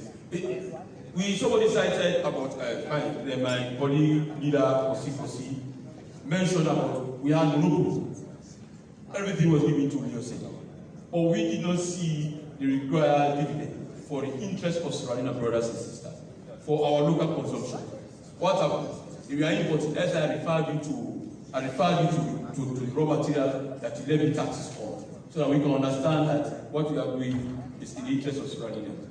But what happened in Leone? They were importing more of the material they are supposed to buy in surrounding. So the price of cement was just going up, and that is what we are experiencing today. So if we are talking about this agreement, it is specified here, clearly Article 7, that you cannot just export. You cannot export at all if you have not met the local consumption. So take note of that. Another look at 7.2 in the same page, performance of initial investment obligation. As I said, for the plastic and steel, iron and steel production, we have obligations. And this also, there are obligations we need to follow. Mr. Speaker, with only I read this provision. Within 6 months, take note of that again. Within 6 months of effective date, the company shall to invest in full industrial manufacturing plant that has the capacity to produce the range of products listed in this agreement and the respective targeted volumes. So I hope when you are doing your visitation at the industry, you take note of this, that the volume that we are expecting in production. And for clarity in the agreement, the factory is expected to process up to 200,000 tons of cement per business day. You need to check this one, because in this agreement, there is what we call termination clause. Within the first set of time given to them, the 6 months to 1 year, there is provision here. If you cannot meet production, the demands of Sierra Leone, you have the right to terminate that agreement. There's a whole lot of process in that. And finally, talking about domestic sale and products is very important. Like 7.2. To the extent that there is sufficient, and we are not limiting them, because somebody mentioned that this is, I mean, from your information that we are operating a free market system. For example, if you have excess, like we are importing, because they have excess in their country, so they are exporting. So likewise, if we have excess, we should give them the leeway to export. So we have made provision in this agreement that in as much as we are preventing them not to export, we are giving them limitations. But when there is excess supply in terms of production, we cannot consume. You are even giving them leeway to export. So let me read this provision so we can understand. To the extent that there is sufficient and effective demand for the cement manufactured by the company in Sierra Leone, the company shall sell to the domestic market all or the amount of cement required from its production. Where it is determined that the production capacity of the factory exceeds volumes required by domestic market. So first, we have compelled them to sell all of the domestic product to our consumers. And two, now, we are looking at how do we export. And that the production capacity of the factory exceeds volumes required by domestic market, the company may export an amount not exceeding that its excess output or production per day. That is very explicit that you cannot export more than what you are producing per day in that particular country of production. That is the standard for all of the production that we have in terms of manufacturing industry. Mr. Speaker, sorry to take you long in this process to go through all of the articles. We are having companies. We had other companies before, and they are just disappeared. Because some of these agreements, you are not following the clause, they tell the spirit of the agreement. We have not implemented it. So owners are protected. We have looked at the job creation. There is a whole chain of investment trade. There is money injected into the economy. How are we going to turn around? For us, the businessman needs money, and needs money to make profit. So the more you invest, the more you get profit. But if we don't give them the environment for them to invest, we don't get them in our fold. So what we have done, we are giving them tax incentive. But that tax incentive is not pro bono. It's tied to job creation, it's tied to training, knowledge transfer, which we have highlighted in all of us. And don't be afraid to terminate because there's a termination clause. If you cannot meet the demand, Maxine, we have heard from the chairperson, there is so much price going on. So when we establish this company, we are expecting a decrease in the price in some of these commodities that we are consuming. So, Mr. Speaker, honorable members, thank you very much for your contributions. Thank you very much for adding to the values of this agreement and listening to us. We know it's a right for members to participate, not to participate, but we respect them for what they have done, and we hope and pray. This agreement is not for SFPP, not for NDC, not for C4C, not for the Paramount Chief, not for APC, but it's in the interest of Sierra Leone. In the paragraph, it said creating indirect and direct jobs, 2,500 jobs, and training also is involved. It's not about SFPP. We're talking about Sierra Leone. Protection of Sierra Leoneans working in a particular industry is not our political party. So, Mr. Minister, you have a role to play. We also have a role to play as members of parliament to do our oversight function. We should give platform to Sierra Leone, irrespective of the political belief. We should give them the platform to enjoy the goods of any administration. So, Mr. Speaker, honorable members, I'm happy today we are talking about finished industry in Sierra Leone. That is a narrative. That is a new direction. May the Lord bless us all. I want to thank the leader of government business for his very erudite contribution to the debate. I'm not supposed to descend to the well, but I'll take this opportunity because he did not go to the extent of mentioning it, but I would like to mention it and re-echo one important provision of this agreement for the benefit of the Oversight Committee and also for the benefit of the general public. This agreement also provides in Article 7.5 a very, very important caveat. It says, notwithstanding all that is said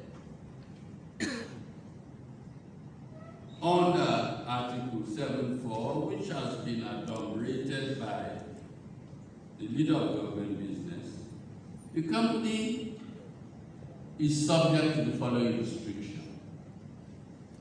The company shall be restricted to limit the export of its products to not more than 40% of its total production in any given period. I think that point needs to be understood and underlined, because it inures to the benefit of all of us as Leoneans. In the event of scarcity, and the company is tempted to want to export its products, it is restricted to export not more than that quantity, in order to ensure that there is always products for the benefit of celebrities. Over to you, Mr. Minister.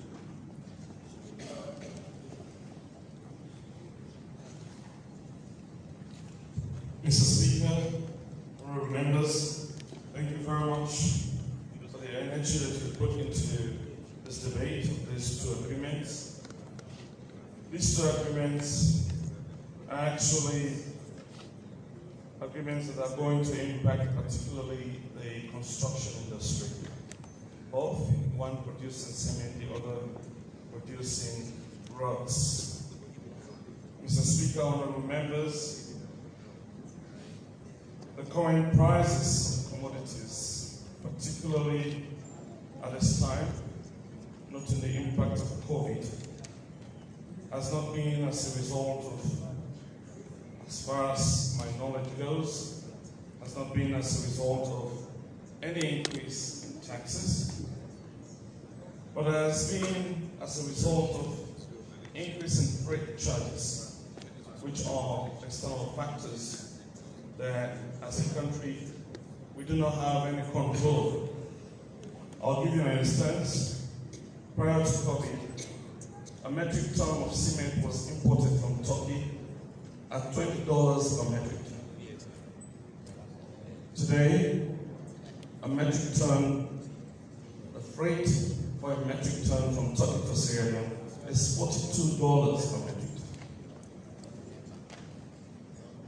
If you take, for instance, what is happening with the containers, a 40-feet container used to be freighted at $4,000 from China.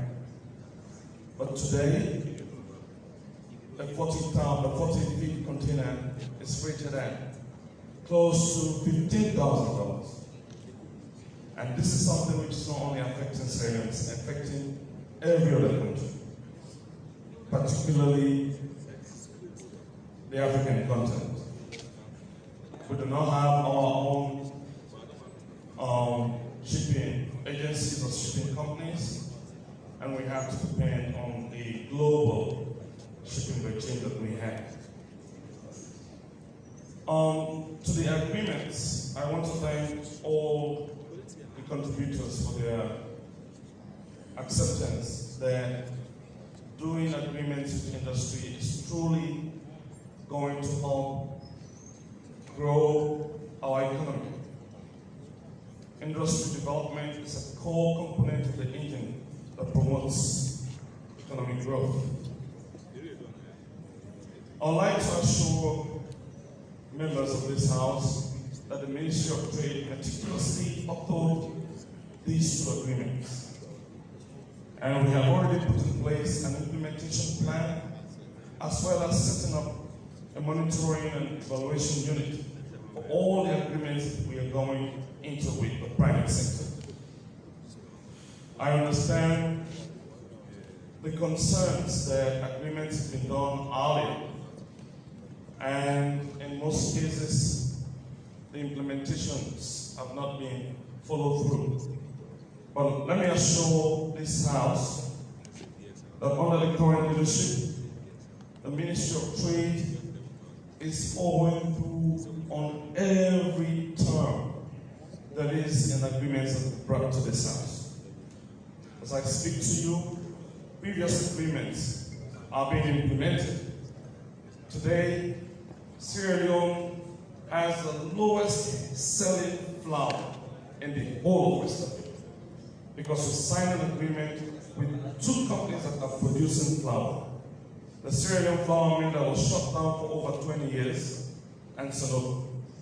Sanogo is currently embarking on building a facility in Wellington that will be producing, processing implements for bakeries.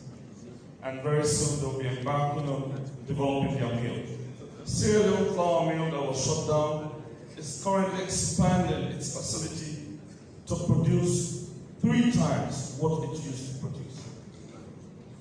I think these are all indications that the Ministry of Trade is following through. We look at the critical role which industry growth is going to play to our economy, to providing jobs, to improving the welfare of Sierra Leoneans. And these agreements are actually drafted or crafted with the intention that these impacts will be felt. We are in engagement with a number of MDs, the Ministry of Energy inclusive, to look at the energy requirements for these industries. But as I speak to you, Mr. Speaker, honorable members, Duraplast and Ferrofabric is going to bring they're going to meet their own energy requirements, while the Ministry of Energy tries to bring in more energy from other countries. Duraplast will be establishing a huge energy plant that will be based on the use of the heavy oil to produce energy, and will likely go into an agreement with the Ministry of Energy for power purchase. You can see also the provisions in these agreements addressing labor issues. And that is because there was very strong engagement with the Ministry of Labor to take a look at what labor requirements we should have in these agreements that will guarantee jobs for not only our youths, but for the entire population. And also particularly for the localities where these industries are going to be established. Our commitment to the one district, one industry has just begun. The commitment in our 2021 Budget Financial Act, which gives a number of incentives to industries that will wish to establish factories outside the Western area, deliberately done to be able to help reduce the population, the number of people living in Freetown, to decongest Freetown, has actually begun. And Ferrofabric is the first in this drive to establish a factory in Borough. I'm currently in negotiation with another company that is going to establish another factory in Putloko. In fact, 2 factories in Putloko district. Latif. And engagements are ongoing for other factories that wish to explore the resources in other parts of the country.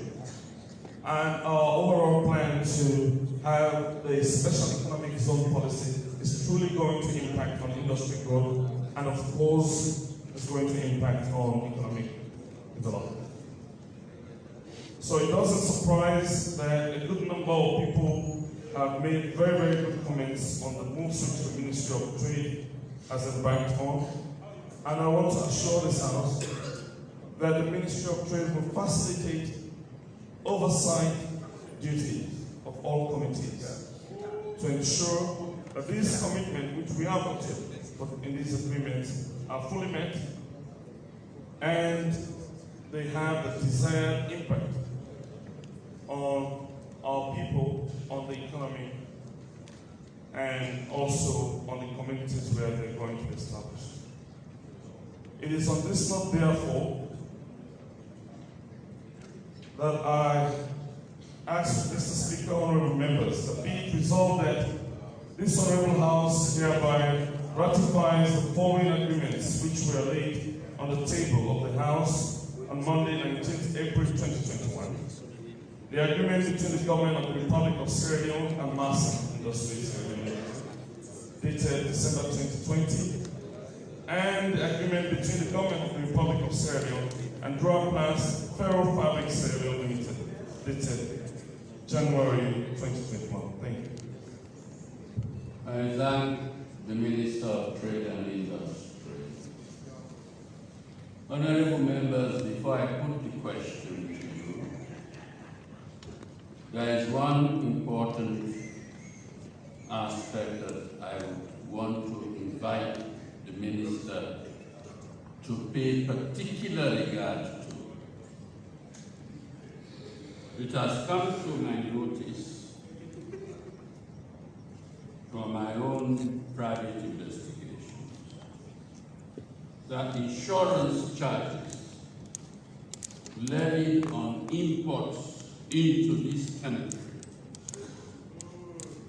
during our unfortunate civil war period, which meant, of course, that the charges went escalated to high levels, have still not diminished.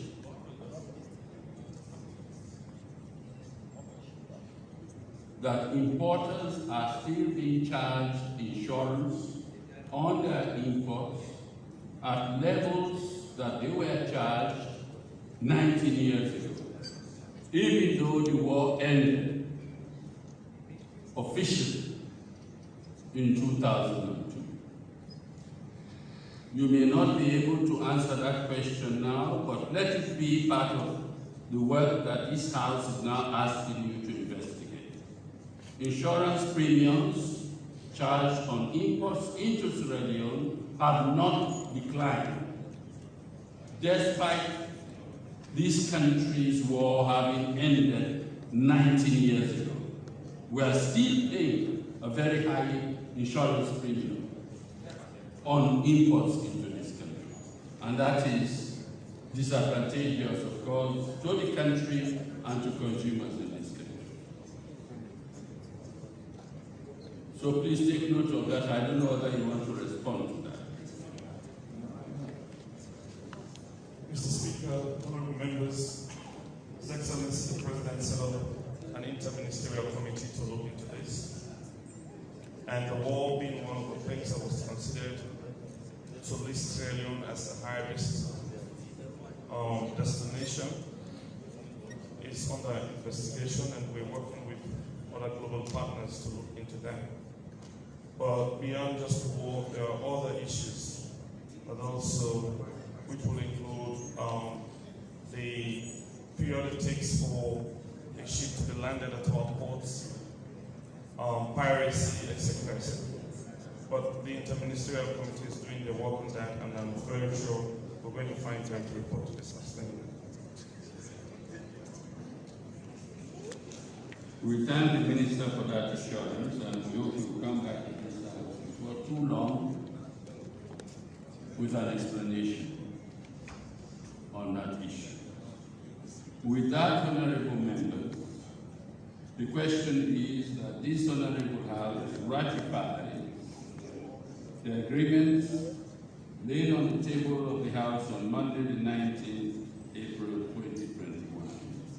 Namely, 1, agreement between the government of the Republic of Sierra Leone and Nasser Industries, Sierra Leone Limited, dated December 2020. And 2, agreement between the government of the Republic of Sierra Leone and Uraplas and Ferro Fabric Sierra Leone Limited, dated January 2021. All those in favor say aye. Aye. All against say nay. The ayes have it. Government motion by the Minister of State and Industry has been ratified.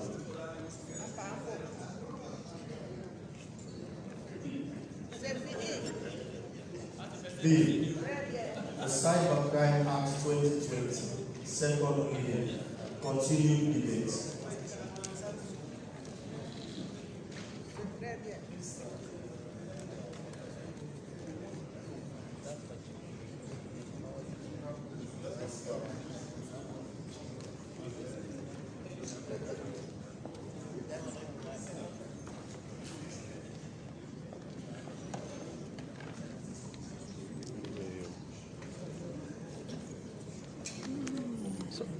You did pause first. I mean, hey, you know it pause. Come on. That man will start it. You will still feel.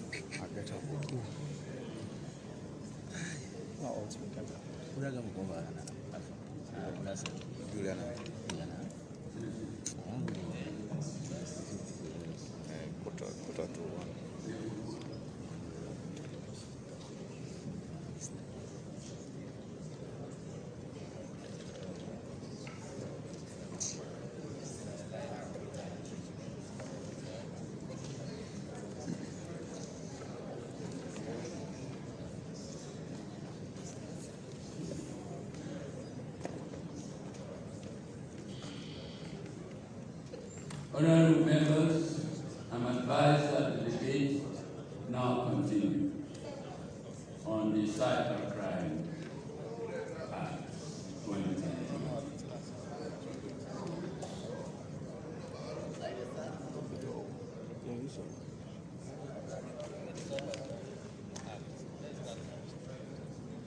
Sorry, first of all, the mask tends to disguise your identity.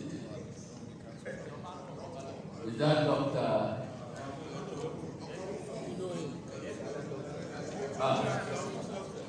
The honorable member, you have the floor.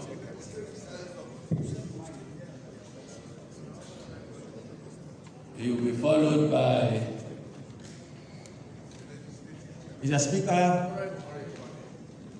Okay. You want to have a bite at this stage? Yes, it's good because he's the chairman of the Very well. Yes. Mr. Speaker, the cyber crime bill that is before us and my comments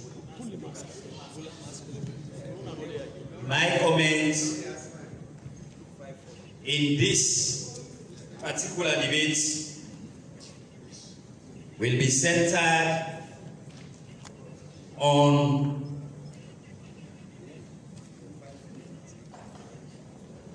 the infringements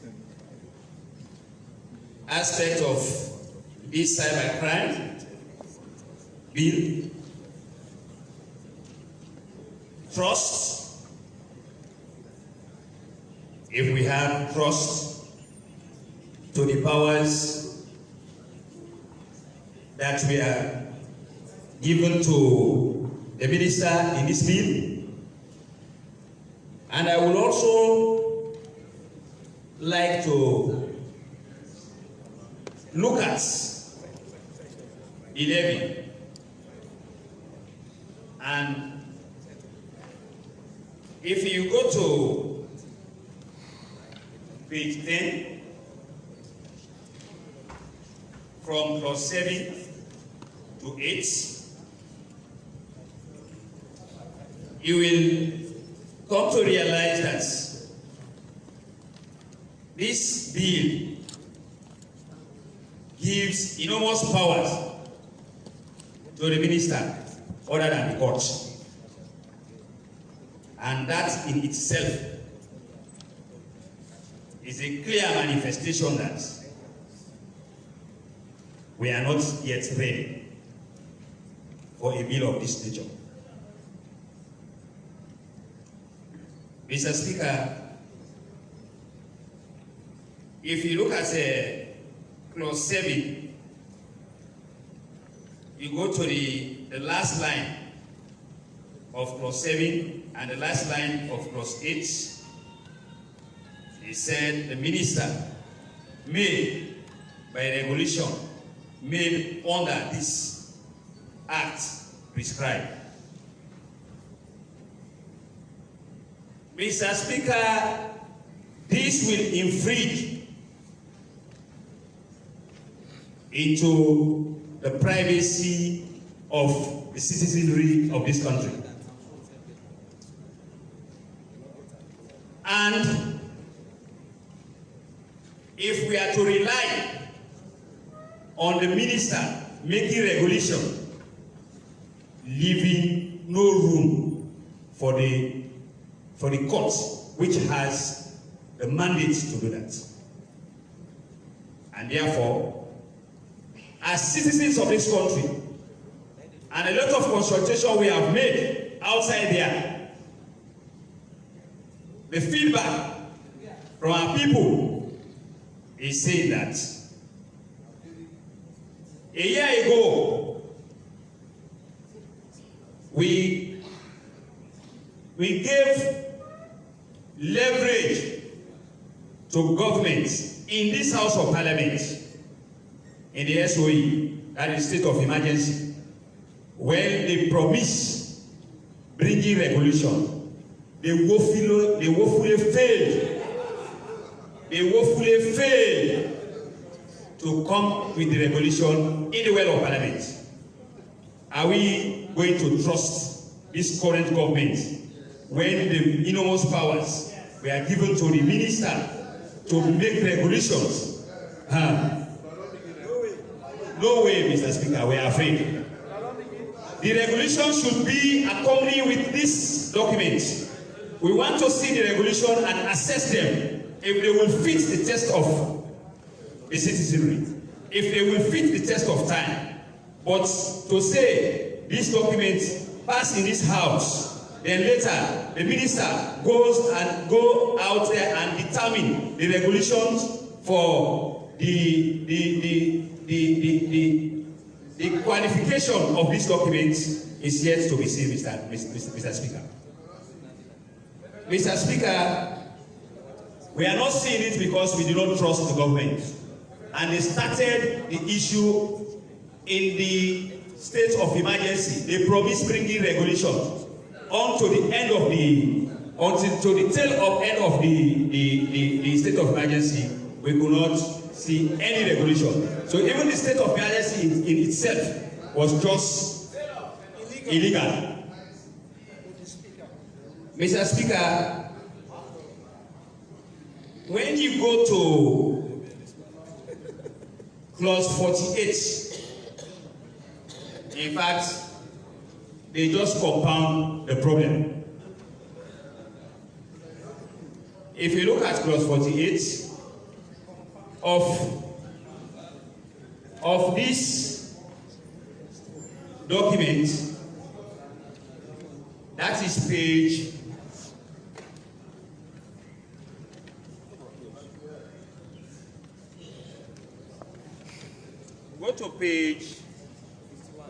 51. Page 51, it talked about the council. And you can clearly see the political interference into the composition of the council. They said the president is to be the chairman of that council. And all of the members are appointees of the president. Their loyalty lies to the president. Therefore, Mr. Speaker, you can clearly see the political interference and the manipulation there. None of those council members will dare say the truth in the face of the president. None of them. So you will come to see that there is complete political interference. Who they want to deal with, when once they decide in that council, then they go for that individual. So, and to whom the council reports, to whom the council should report. If the president is the chair of that council, where did the council take its reports? So, are we saying that the president reports to himself? And the procedure here is wrong. So therefore, this document is not tenable. Mr. Speaker, let me talk about the data protection. We are bringing a situation that the SLPP government is unprepared for.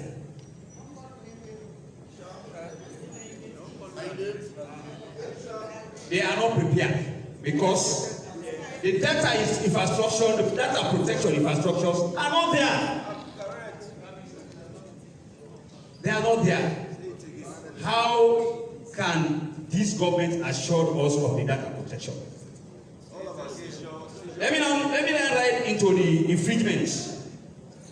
Mr. Speaker, if you look at section 25 of the 1991 Constitution, which talked about freedom of expression and the freedom of the press,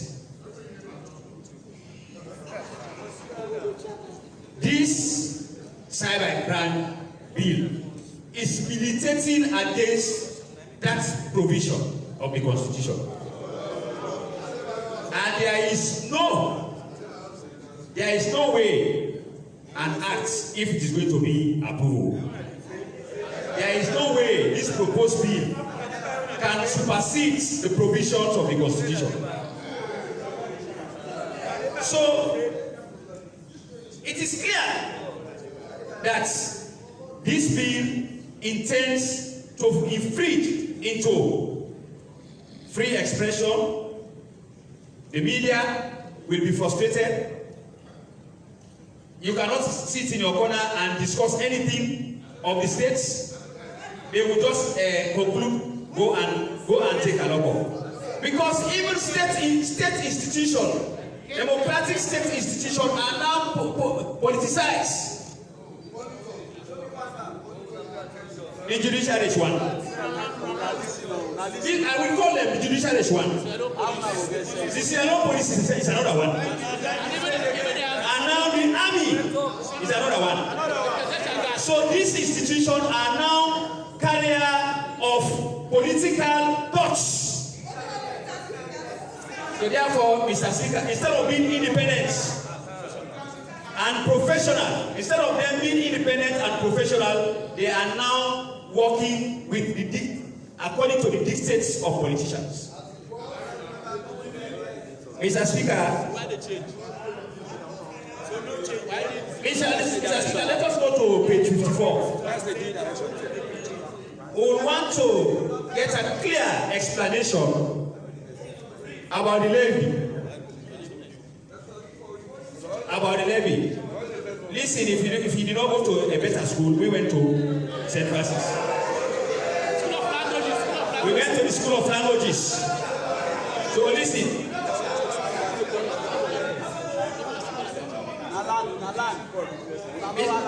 Mr. Speaker, if you go to page 54, that is clause 52A. There is a levy of 0.005 of all electronic transactions by the businesses specified in the schedule.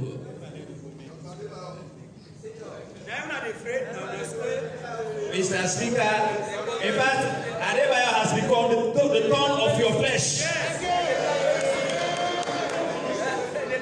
And now you are just substantiating the powerfulness of Adebayo, you people. It is not from us, so you are calling the name of Adebayo here. And Adebayo is powerful. And for us here, we don't know Adebayo, but you know Adebayo.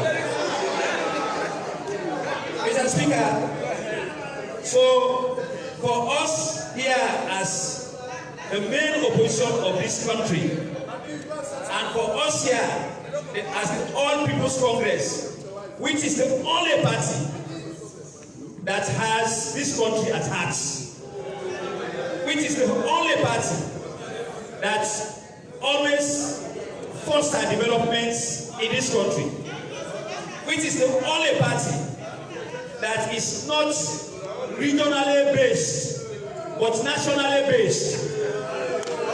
Mr. Speaker, this cybercrime bill is not good for this country. We cannot take all the powers ministers and all the powers and give to the police. Mr. Speaker, this document has not yet passed. The police are doing things in excess.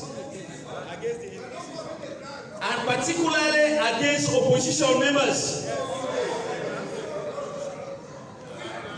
We are not saying Sierra Leone should not be part and parcel of the cyber security and international cyber security. No. We are saying we should be doing things that are so reasonable that can prevent our country in. Can you please listen? Please learn. We here, we are not here only singing praising the president. You are only over there to sing praise the president. We are pointing out issues, gray areas. Mr. Speaker, I therefore submit that these documents should be sent to the committee for thorough scrutiny. I therefore submit that this document should go back to the drawing table for thorough scrutiny, because they have not yet prepared as a government. The data protection is not there. The infrastructures are not there. So why are we rushing up for this document? The regulations that are intended to be proposed by the ministers are not available. I want to see them physically before ever this document goes through this parliament. We should inculcate the idea. Listen, you should inculcate Honorable the idea. Honorable member. Honorable member. Yes, Mr. Speaker. Mr. Speaker, can I land? The standing orders do allow undertones. They are part and parcel of the debate. But wait a minute. But undertones should not become overtones. Thank you, Mr. Speaker. That's one. Two. Honorable member, I did not quite get your submission. Are you making a submission that this bill should be committed to the legislative committee or not? Is that what you are saying? Mr. Speaker, let me just conclude and you get what I'm saying. No, but you made a submission just now. Yes, Mr. Speaker, I said I am going to submit that in as much as this document did not contain all what it should contain for the good of this nation, it should be taken back to the drawing board and particularly to be sent to the committee for further scrutiny, Mr. Speaker. Very well, I think I understand which committee is the appropriate committee in the circumstances. Thank you, Mr. Speaker. Are you done? Thank you very much. Yes, Your Honorable, you have the floor. I think this foreshadows the heavy work that awaits you, Honorable Member, as the chairperson of the Legislative Committee.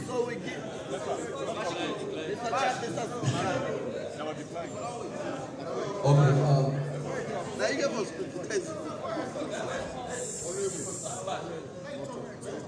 you want to talk?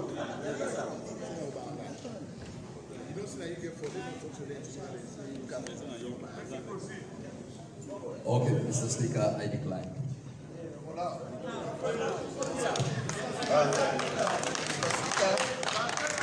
What's going on? Mr. Speaker, what's going on? Mr. Speaker, not with my leave. What's going on? This is quite a honor, Mr. Speaker. What is your point of order? Mr. Speaker, the fact that the honorable member is the chairman of the legislative committee, and there had been a recommendation by one of our colleagues on the other side. I'll advise that he stay put and listens to the debates. Very well, so give me back my authority as Speaker. I will appoint who speaks after me. Thank you very much. The Honorable Kanye Mkelaya.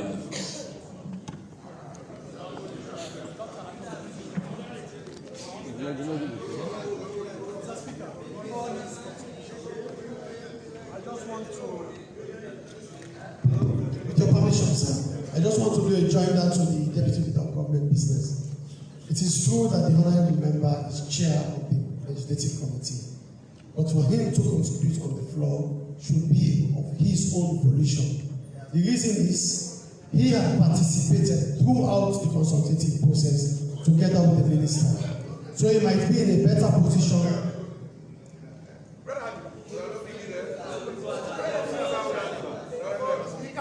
Mr. Speaker, I hope I have it. Yes. The point is, honorable members, this goes for all of you. All of you. No, wait a minute. Wait a minute. Wait a minute. Honorable Leader of the Opposition, kindly take your seat. You know, it is true that we do entertain undertones. But undertones are entertained with civility, not undertones that tend to bring about pandemonium. So please, let us observe the rules. I want to hear very clearly the position that the Leader of the Opposition wants to express. Thank you very much, Mr. Speaker. Mr. Speaker, added to what I has already said, the chair of the committee, the Legislative Committee, is our representative when the Minister will confirm that he has been with him on a number of occasions in various platforms. So as a house, to give us a clue, a guide, and a confidence, probably not with all the details, but at least we should hear something from him. Maybe not now, but definitely during the course of the debate, it will be very, very important for us to hear from him, Mr. Speaker. Well, I share your sentiment. When I saw him trying to catch my eye, I was also a little confused as to whether I should allow him or not. But considering the fact that he is a member of Parliament, in addition to his position as chair, I thought he wanted the floor as a member of Parliament at this stage. Because the way I see the debate going, this is a bill that qualifies certainly, I think, almost certainly, for the consideration of the Legislative Committee, of which he is chair. But nonetheless, the choice is his. Maybe he wants to inform the House or give some valuable information to the House, which we will definitely welcome. In the meantime, Honorable Kande, you have the floor. Thank you very much, Honorable Speaker. Does our country need cyber protection laws? Yes, it does. Do we as citizens need protection of our personal data, protection from cyberbullying, protection from hate speech? Of course we do. So I believe a bill like this is necessary. Our job has to be, how do we make it workable? How do we make it workable while at the same time protecting the rights of the citizens? As Honorable Speaker, my colleague just pointed out, protecting the privacy of citizens, protecting their basic human rights. So I also agree and support the idea that we send this bill to the Legislative Committee. Some of us, we hope the date will be clear. We have like 2 days to participate actively in helping make this bill workable with strong protections for the citizens, but also for freedom of speech. and protecting the privacy of citizens. So I want to say that we are ready to engage in that legislative process, and we do hope that opportunity will be given to groups like SLASH, some of the civil society groups. I think there is an IT organization. They've all sent information to some of us. So we're ready to engage, to make it workable with strong protections for the citizens. It is good that my previous colleague who spoke made the case, Mr. Speaker. That is important for you to note. Before I say that, let me make this premise.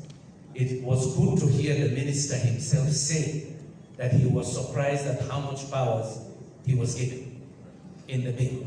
The minister himself, in one of the TV engagements, he said he was really surprised how much authority had been given to him in this bill going forward. So given our previous problems with regulations coming here, I think we would need assurances as we debate this bill in the previous session, what some of those regulations could be. In fact, if they're ready now, I would like to see them. So I do concur to what the Honorable Member said. There are concerns about regulations. And again, I think it is just fair that we see what some of those penalties could be in those regulations, so that possibly they become part of the bill rather than being done separately by the minister later on. So we're ready to engage. Thank you very much. I thank the Honourable Member for his contribution.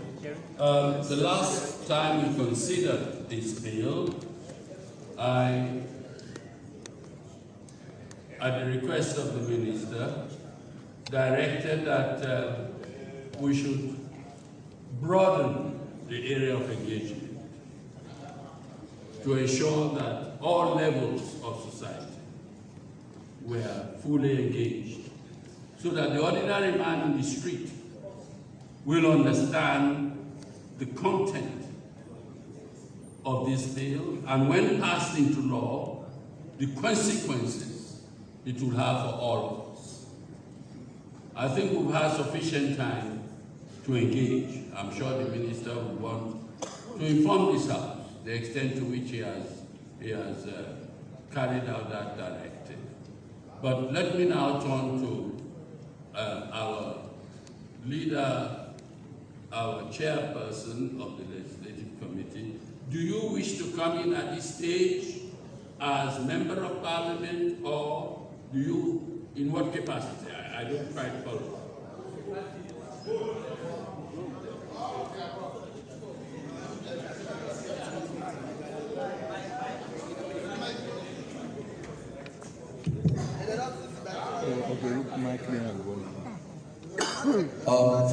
Thank you very much, Mr. Speaker. Yes, as a Member of Parliament, but I think maybe my contribution at this point will be very, very important. Maybe it will help elevate the debate and guide us as we go forward.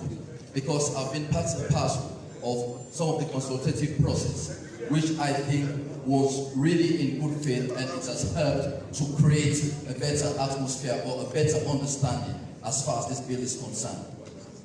This bill was surrounded by misconception, maybe poor education, inadequate information. Whenever there is poverty of data, we are going to suffer from misinformation, misconception, misunderstanding that will lead to chaos. So it is against this backdrop that I want to make just a quick submission to elevate the debate.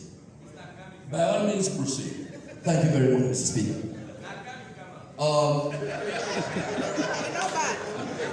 The information, communication, and technology revolution has impacted our lives in so many ways. What exam is he going to see?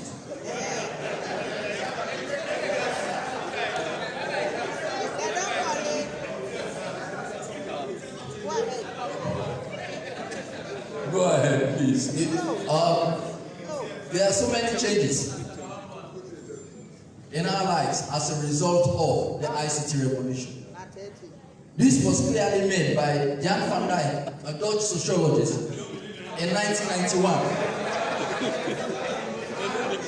In 1991, I'm coming from the angle of being an expert in this area. So, Mr. Speaker, if people listen, they will surely broaden their understanding of the subject.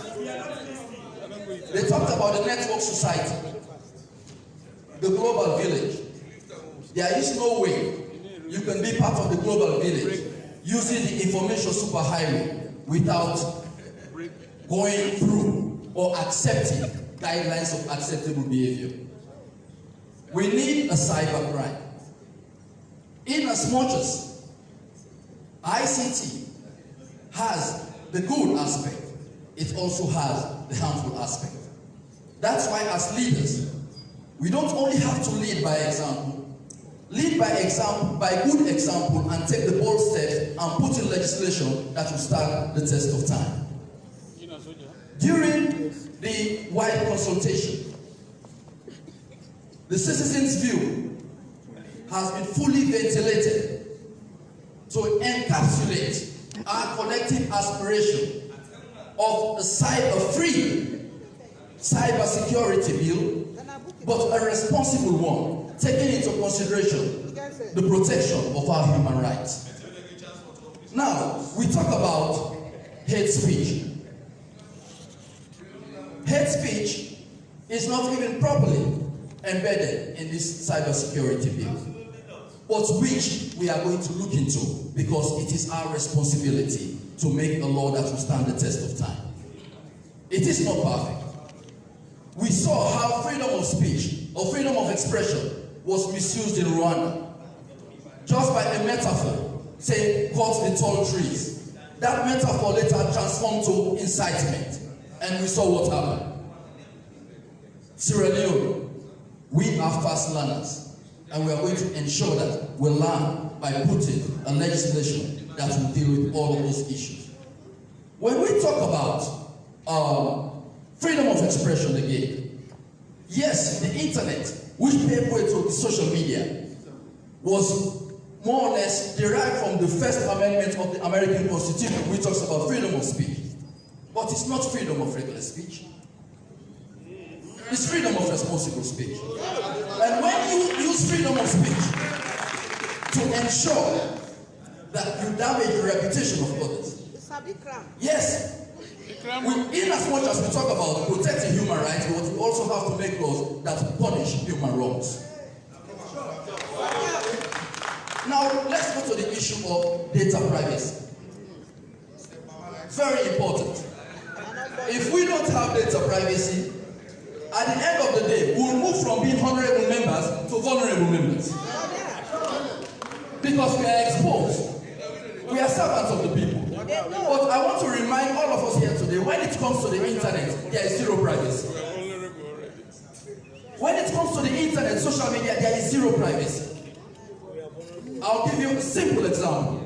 When you send an email to the wrong address,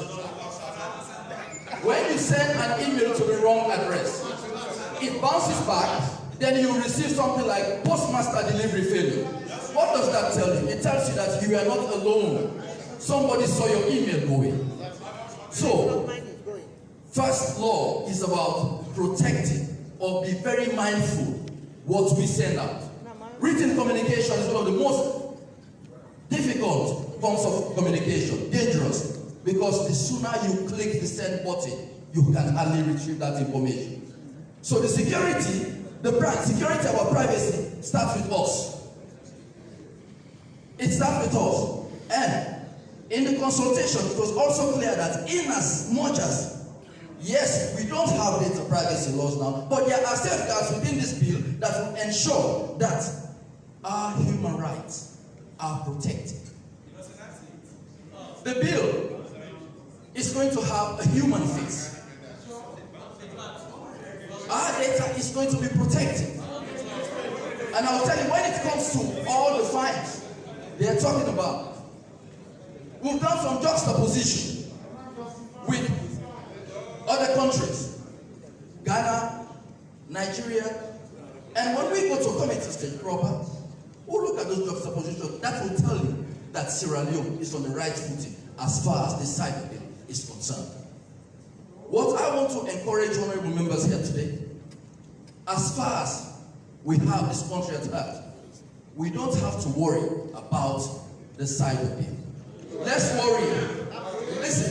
worry about the meaningful contribution that we are going to make to ensure this cyber bill becomes the people's bill. Mr. Speaker, this bill is not as complicated or technical as people have amplified it to be. There's a whole lot of misconception around it. The truth of the matter is, when we allow politics of deception to blind our eyes, we have a problem.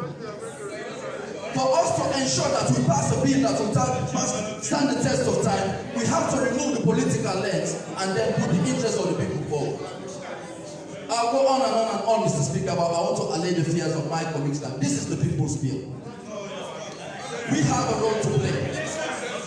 With the partners in governance, and I think we can unite under the common vision of making sure that we present a bill that will serve the interests of this country.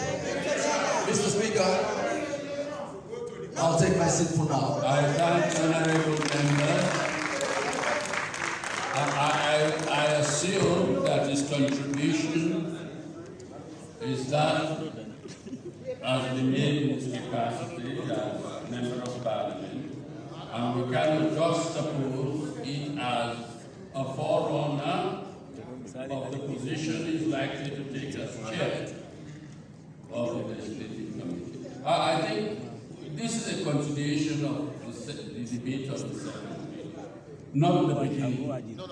So I'm going to be very, I want to close the debate.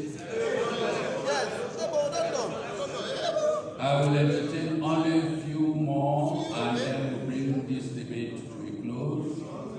Let me start. No, my eyes are, you know what? I don't have the eyes of a frog. I can see straight. So I see the honorable parliamentary process.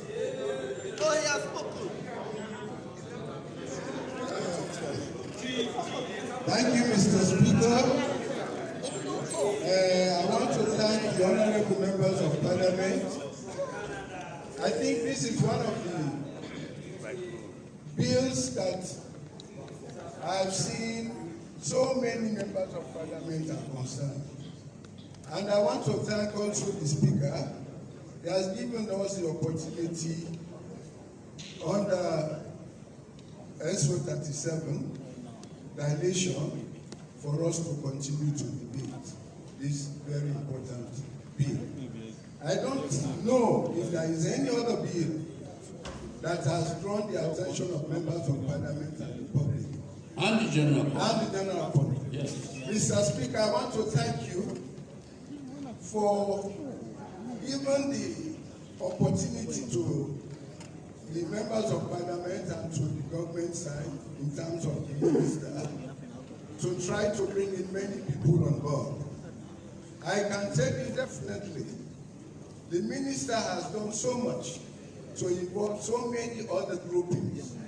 About a week ago, he invited some members from the Information Committee and also from the Legislative Committee and members of SLAJ, APA, so many other groupings. We had about 300 people at the tulip. And the debate was frank. What I want to say was that the ministry has done its best to listen to so many. But I also want the minister to take note of the suggestions so many people have taken, including the bar association. They sent in recommendations from what I heard from that day to the minister. I think those recommendations should be sent to a legislative committee as well as to the information committee, and even to keep people in parliament for us to know what exactly the Sierra Bar Association made their position known. It's very clear. Then also SLAJ sent in some lecturers from IPAM, Frabe College, we are also there. They've sent in their own recommendations to the minister. So the minister has all this, and he knows now the interest of people. And during that debate, it was a frank debate, open debate, and So many NGOs were there. Like, for example, the Campaign for Good Governance. The lady presented a very good position. And questions were asked. Does the cybercrime bill infringe on your privacy? These were some of the issues that we are debating. What is the importance of the cybercrime bill of 2020? This was also discussed by the people there. Different categories, doctorates, people with doctorate, lecturers from Frabe College, I could remember Dr. Sheto was also there. He presented his position. And I have to congratulate the minister for allowing that to take place. But I am also appealing to my honorable members of parliament who are intelligent enough to make their resolutions, to make their own amendments and send them to the legislative committee so that when we can get a thorough bill, because some of us, Mr. Speaker, have done a great deal of reading because I'm getting information all over from different people. Like here, I have the General Assembly of the United Nations, their positions on the cybercrime in the world. And all countries, including the UK, United States, and Argentina, everybody's position is right here. I went as far as trying to locate what is there. So when it comes into the final legislative process, I think I can bring in suggestions based upon what I've read. I also have with me the cybercrime bill of South Africa, and they have different bills. They have the electronic bills, and they have the cybercrime bill from South Africa. So I have all of those. Then I also have the Budapest Convention itself, where our government is trying to draw in its own bill. So I'm very happy, and that doctor is also a member of the Information Committee. I don't know whether he's a member. So he's in a better position to make his own recommendations, to make his own amendments when it comes to the third reading for us. But I can tell you definitely that we need more information from the minister from what he has received from all those groupings that sent in their own positions, like the Bar Association, SLAG, the university lecturers, other NGOs. So many people have given those. So that tells you, we don't want you to keep them. Tell us what those, through the speaker, who gave me that opportunity to continue to invite more people to debate. So I'm sure from what I learned from, or I heard from my legislative chairman and from Dr. Galako, will bring in a clean bill that will make us great and everybody will accept. So what I want to say, Mr. Speaker, I will repeat what I said before. They said too much freedom without discipline is anarchy. But too much discipline without freedom is tyranny. So we should be in the middle. We should not be too tyrannical, and we should not be too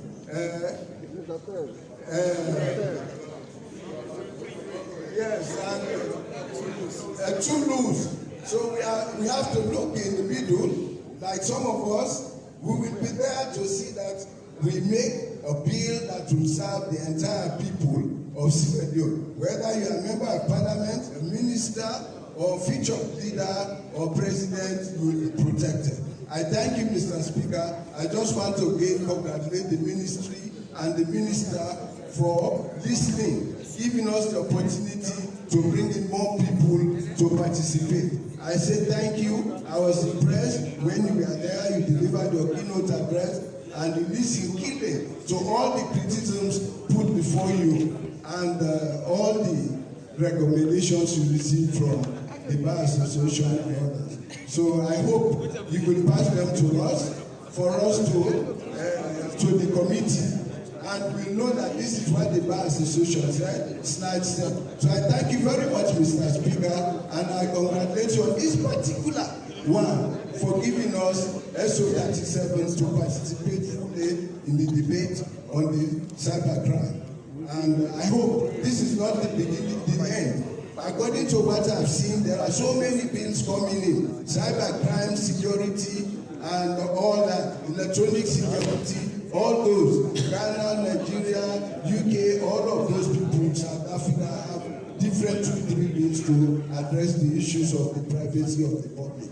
I thank you, sir. I thank the Honorable Paramount Chief for his contribution. I can never thank him enough. Let me once more remind all of us that this is not the beginning of the second debate on this bill. It is a continuation of the debate on the second bill. And let me therefore remind all of us again about the rules of debate. The rules of debate. And I want to draw particular attention to SO32, SO3212, SO3212, and I will read it for those of you who may not have come with your SO. No member shall speak more than once on any question, except, and of course this doesn't fall into any of the exceptions. So please, if you are honorable enough and you know you've already spoken on this bill, demonstrate that you are a good honorable by not trying to see or to catch my eye for the second time. So, I recognize Honorable Abikago. After that, we'll close the debate. Some of you I know, but I will send for the record. I will send for the record. I'm sure some of you have already had and you want the second one. Mr. Speaker, this is my very first bite on this issue, on this matter. I'm also very certain, Mr. Speaker, that a good number of our members here have not spoken on this matter. And we want to give them an opportunity to. Okay, I will ask for the record. Yes. Thank you very much, Mr. Speaker. Thank you very much, Mr. Speaker.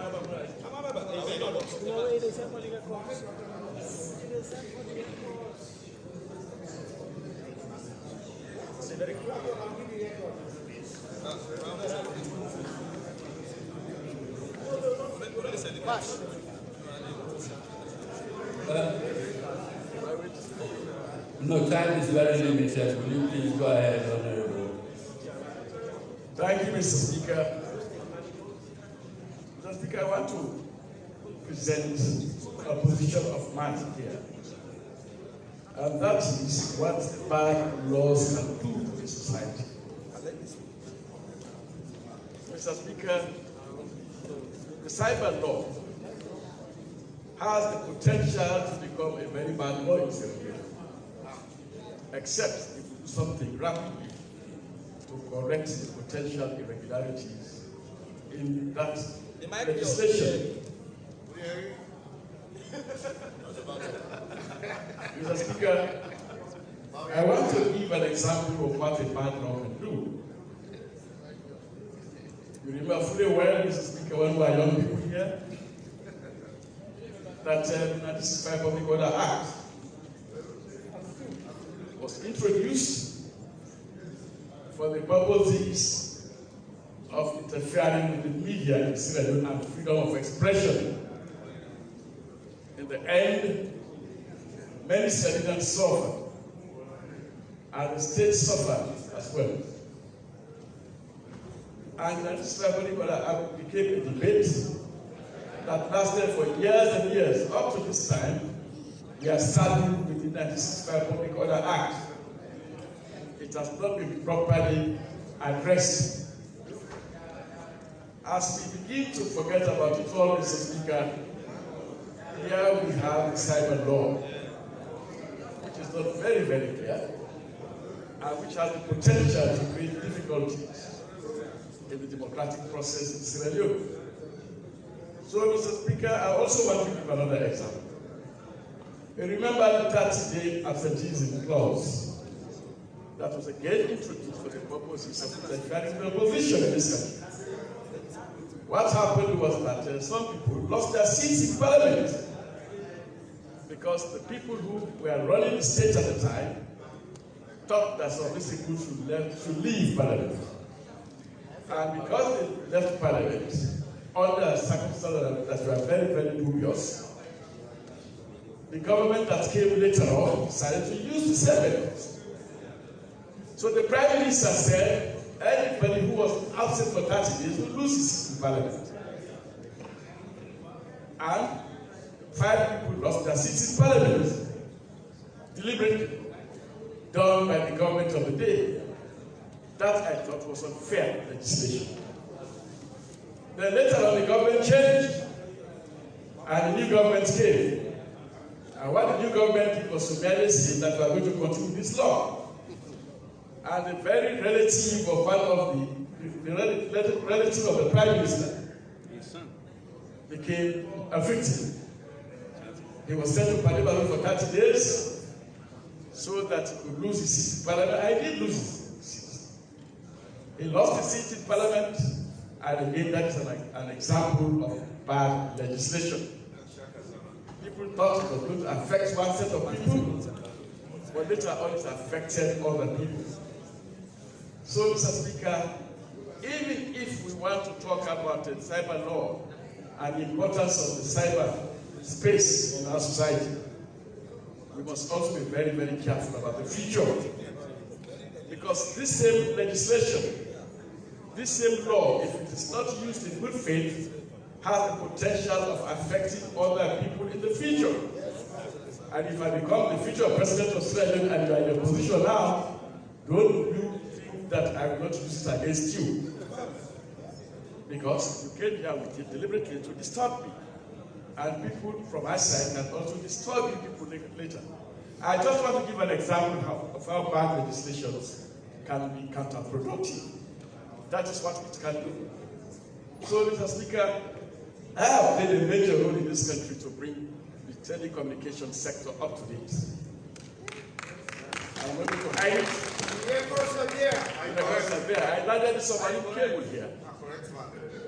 I also landed the tertiary cable in this country for the sole purpose of making sure that we improve the telecommunications sector. But we are also aware of the fact that at some point we will need to come up with legislation that will make sure that we protect the citizens of this country. But these legislations were not meant to be destructive. They are meant to be productive. So this why, Mr. Speaker, I'm going to be very, very cautious here when I say that whoever is going to be part and parcel of this discussion should do so in such a manner to make sure that all the arguments are productive. We want to be very certain that the laws of this country are abided by. We also want to be very sure that whatever we do in this country is in the interest of the people of this country. But we should not come up with legislation that has the potential to destroy this society. Because, like I said, we have spent nearly 30 years debating the 1965 Public Order Act. It was a bad law. I would not want again to spend another 30 years discussing the cyber law. Because if we pass this law in its present form, without going to the legislative committee for further pruning, we will end up spending another 30 years discussing the cyber law and finding ways by which we can correct it. These are some concerns some of us always continue to raise. Mr. Speaker, we have made this point that there is no point where you can make a law and think that that law will will not have mistakes. If it has mistakes, then of course we should correct those mistakes now. And this is why some of us on this side believe that the irregularities are still there, and we should go back to the legislative committee to look at these irregularities and correct them. Because it's important for our people. We have said that the telecommunication sector in this country is very important. We have also said that we must put in place those structures that will make sure that everyone uses it without difficulties. But to even think that you can sit in your office, a policeman comes in and says, "Can I have a look at your telephone?" That in itself is fearful. It is fearful. The fact that you are sitting there studying and somebody comes and says that, "I want to look at your internet, can I have a look at it?" That in itself is fearful. With the present form, this bill is taken, the potential for that to happen does exist, and that is what we want to avoid. Mr. Speaker, if I have the privacy of my family, my telephone, my internet, and then some stranger comes and says, "Can I have a look at it?" Believe me, it will be a serious insult to my person, and those are the things we want to avoid. Mr. Speaker, you are seated there watching us, listening to us. You know what the truth is all about society. And tomorrow, I think I may not be parliamentarian, you may not be a speaker. Some strange person will occupy that seat. And some strange person will become the president of Leone. And that president is not a president, he's pathetic. And he says, "I'm going to use this law to the fullest." Do you know the implications, Mr. Speaker? No. That's why we are going to be very, very cautious. We should be very, very cautious. We should be very careful as to how we come up with legislation. This legislation is important to protect the citizens of this country, to protect the sector itself, but also importantly, we want to be very certain that when we come with legislation, these legislations are in the interest of the people of this country, and they also protect us and protect our families. Otherwise, we will run into great difficulties of creating a situation, a society that is not democratic, and we don't want to create such a society. Thank you, Mr. Speaker. Thank you very much. I thank the Honourable Member for his contribution and indeed for reminding us about the import of the provisions of this bill.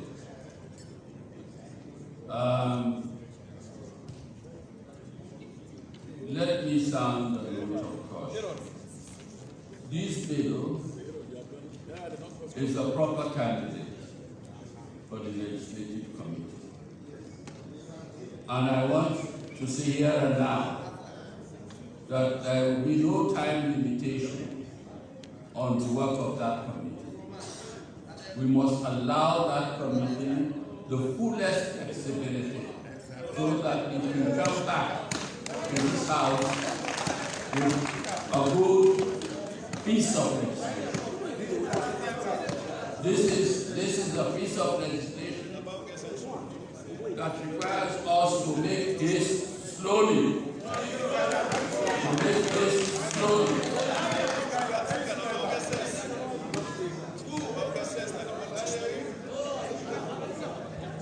So, on that note, I recognize so many of you want to take the floor. But I'm advised that a good number of you have done so before. In any event, if you have not had an opportunity before, you will have an opportunity in the Legislative Committee, and also when the committee reports to the Committee of the Vote. So, on that understanding, I'll only take 2 more before we close the debate.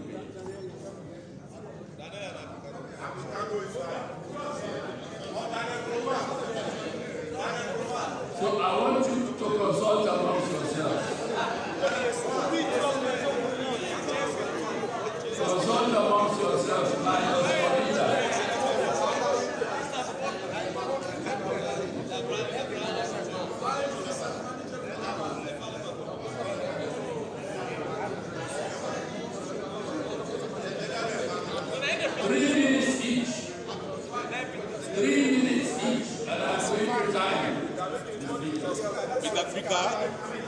Sir, I want to appeal to you to make it 3 people instead of 2. 3 people? For good excluding yourself. Excluding me? Mr. Speaker, how can you exclude me? I will exclude myself if you grant my option. If you grant my option, I will exclude myself and I'll select those who will take part. Me? Mr. Speaker, I was not close to my phone, but please allow me. Daniel Kuruma. Followed by Honorable Daniel Kuruma. Honorable 3 minutes each. I'm Honorable Kuruma.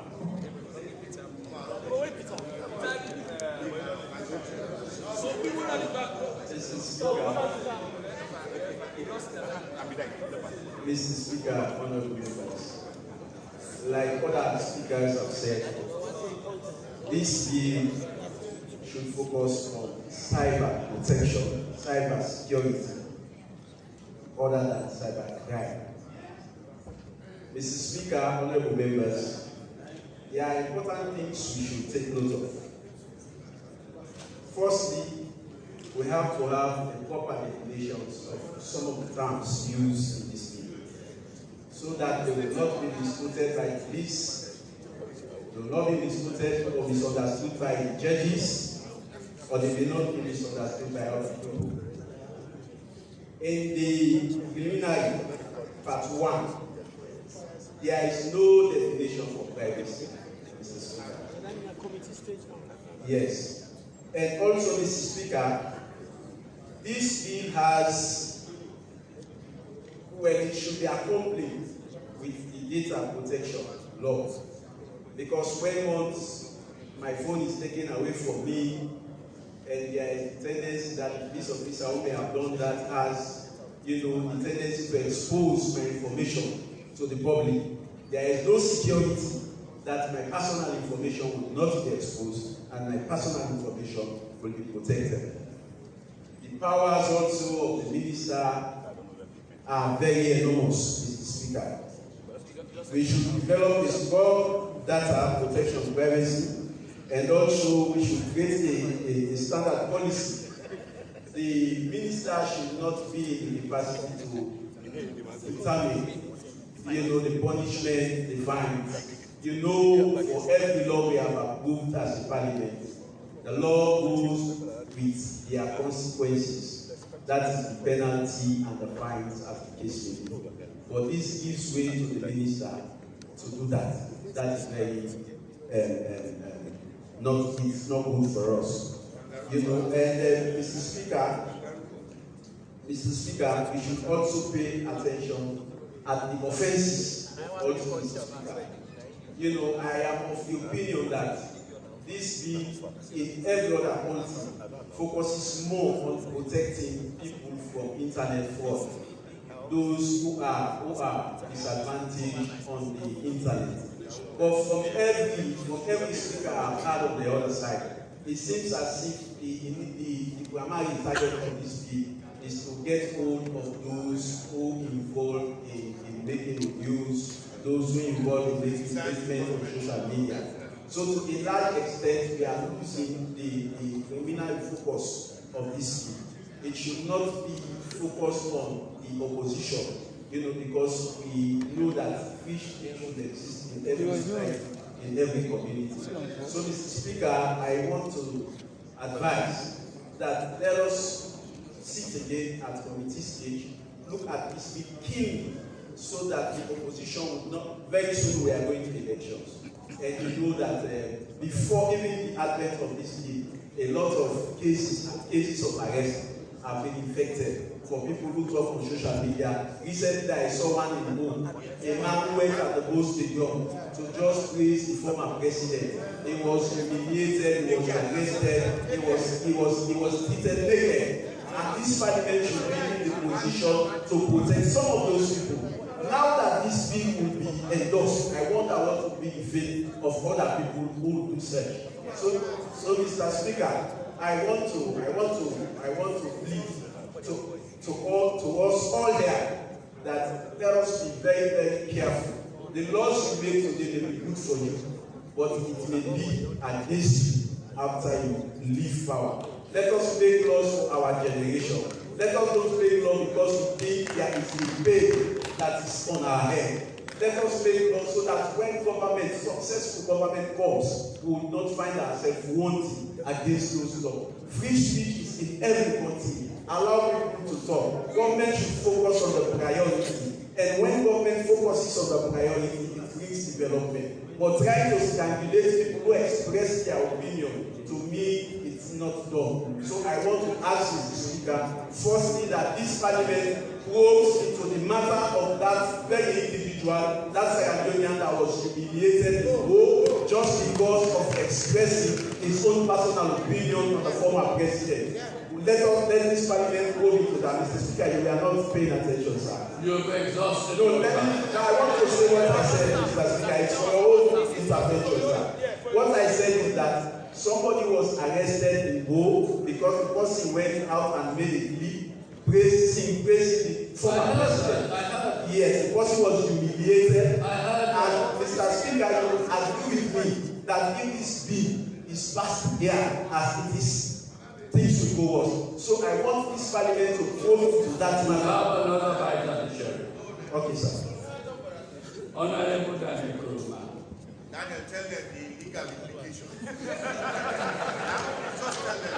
Thank you very much, Mr. Speaker. Mr. Speaker, honorable members, I'm a little bit comfortable now because I've got all indications that today's proceedings will stop at the second reading, and then we cannot go to this next stage. We have to go to the legislative committee. So based on that, I will reach my point, and based on the time also. I listened to the chairman, and I also commend the minister because he did. The reason for today's debate was because we had some more consultations, and we are following up. The minister did consult so many groups of people. But my concern is, having done those consultations, what were the outcomes? We are expecting some of those outcomes from our able chairman, or maybe the minister will tell us. But if things remain as they were, irrespective of 100 consultations, then that's a worrying thing to me. And in that case, I will guide this process by referring to section clause 3. Clause 3, Mr. Minister, in clause 3, you made mention of paragraph 3 of sub clause 1 of clause 47 that never exists. There's nothing like paragraph C of sub clause 1 of clause 47 of which you made reference to in clause 3. It does not exist. And don't tell me you actually meant paragraph C of sub clause 2 of clause 47. No, because it is also not applicable. There is no paragraph C of sub clause 1 of clause 47. And paragraph C of sub clause 2 is not applicable. It does not exist at all. So we need to take note of that because we need to make things better. Mr. Speaker, honorable members, so many times, about 200 times during your consultation, I've been listening to you, Mr. Minister, that you don't intend to use the powers of the force, which was mentioned. And I believe that one was mentioned 22 times. But you said, you made it very clear that that was never your intention. But that's not my point here. My problem is, of all those 22 violations in this bill, no offense was actually committed. I mean, it's a sentence.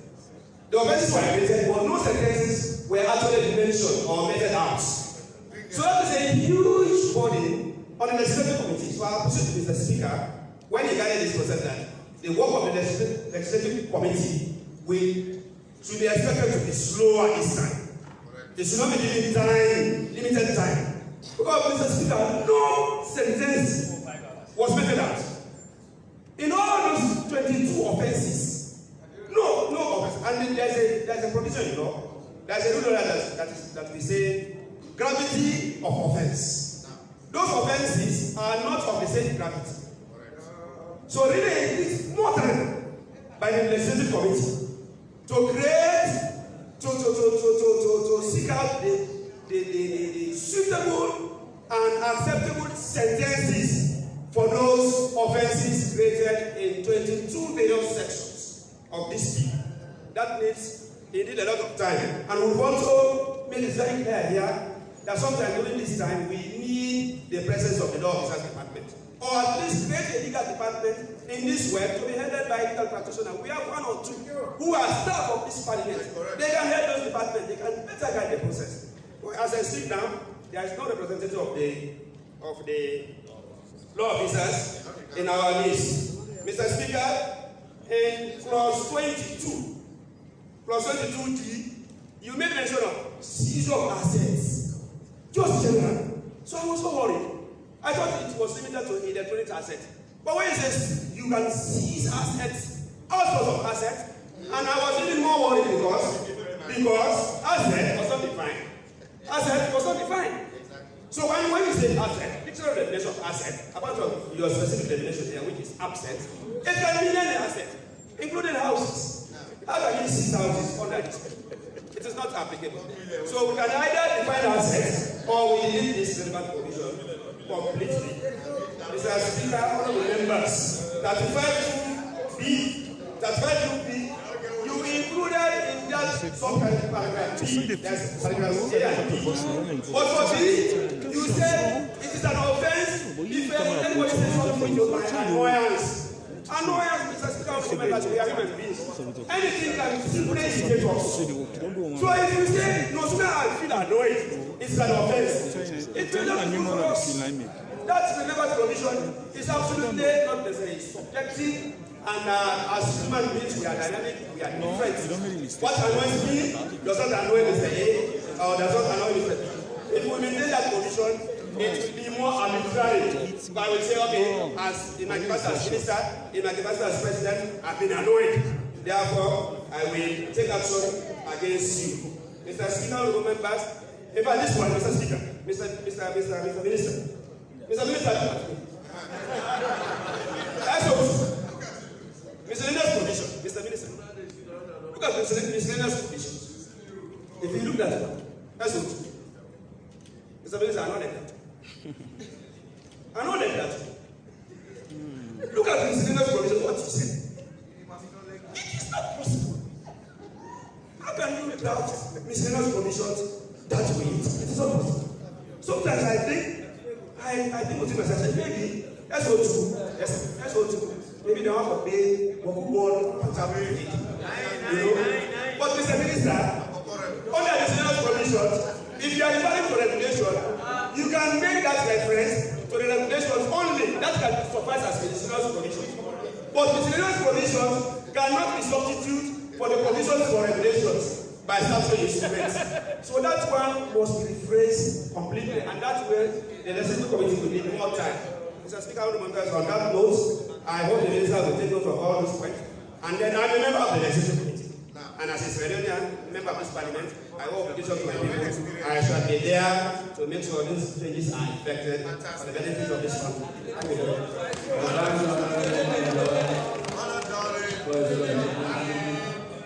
I now invite the leader of the opposition.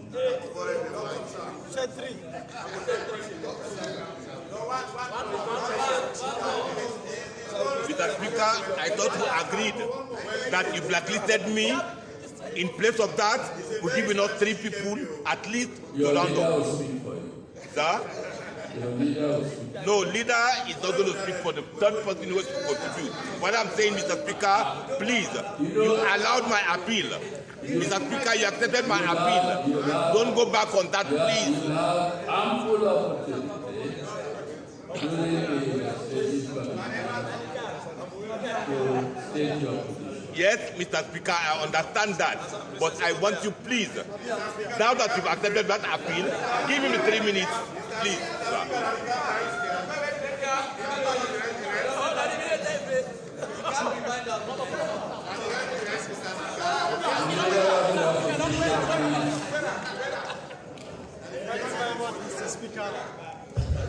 Mr. Speaker, I will plead with the wing not 22, but he has been blacklisted based on what you said. He was blacklisted for this. What? Blacklisted.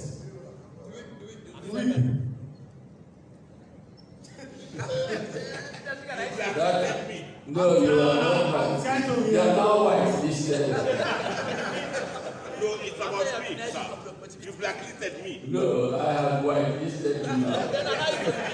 Thank you very much, Mr. Speaker. Mr. Speaker, I want to thank all those who have contributed before me. I have also justice to the debate. But as I did in the past, I would also want to specifically commend the Minister. Mr. Speaker, the Minister, I hope he will continue to be a listening Minister.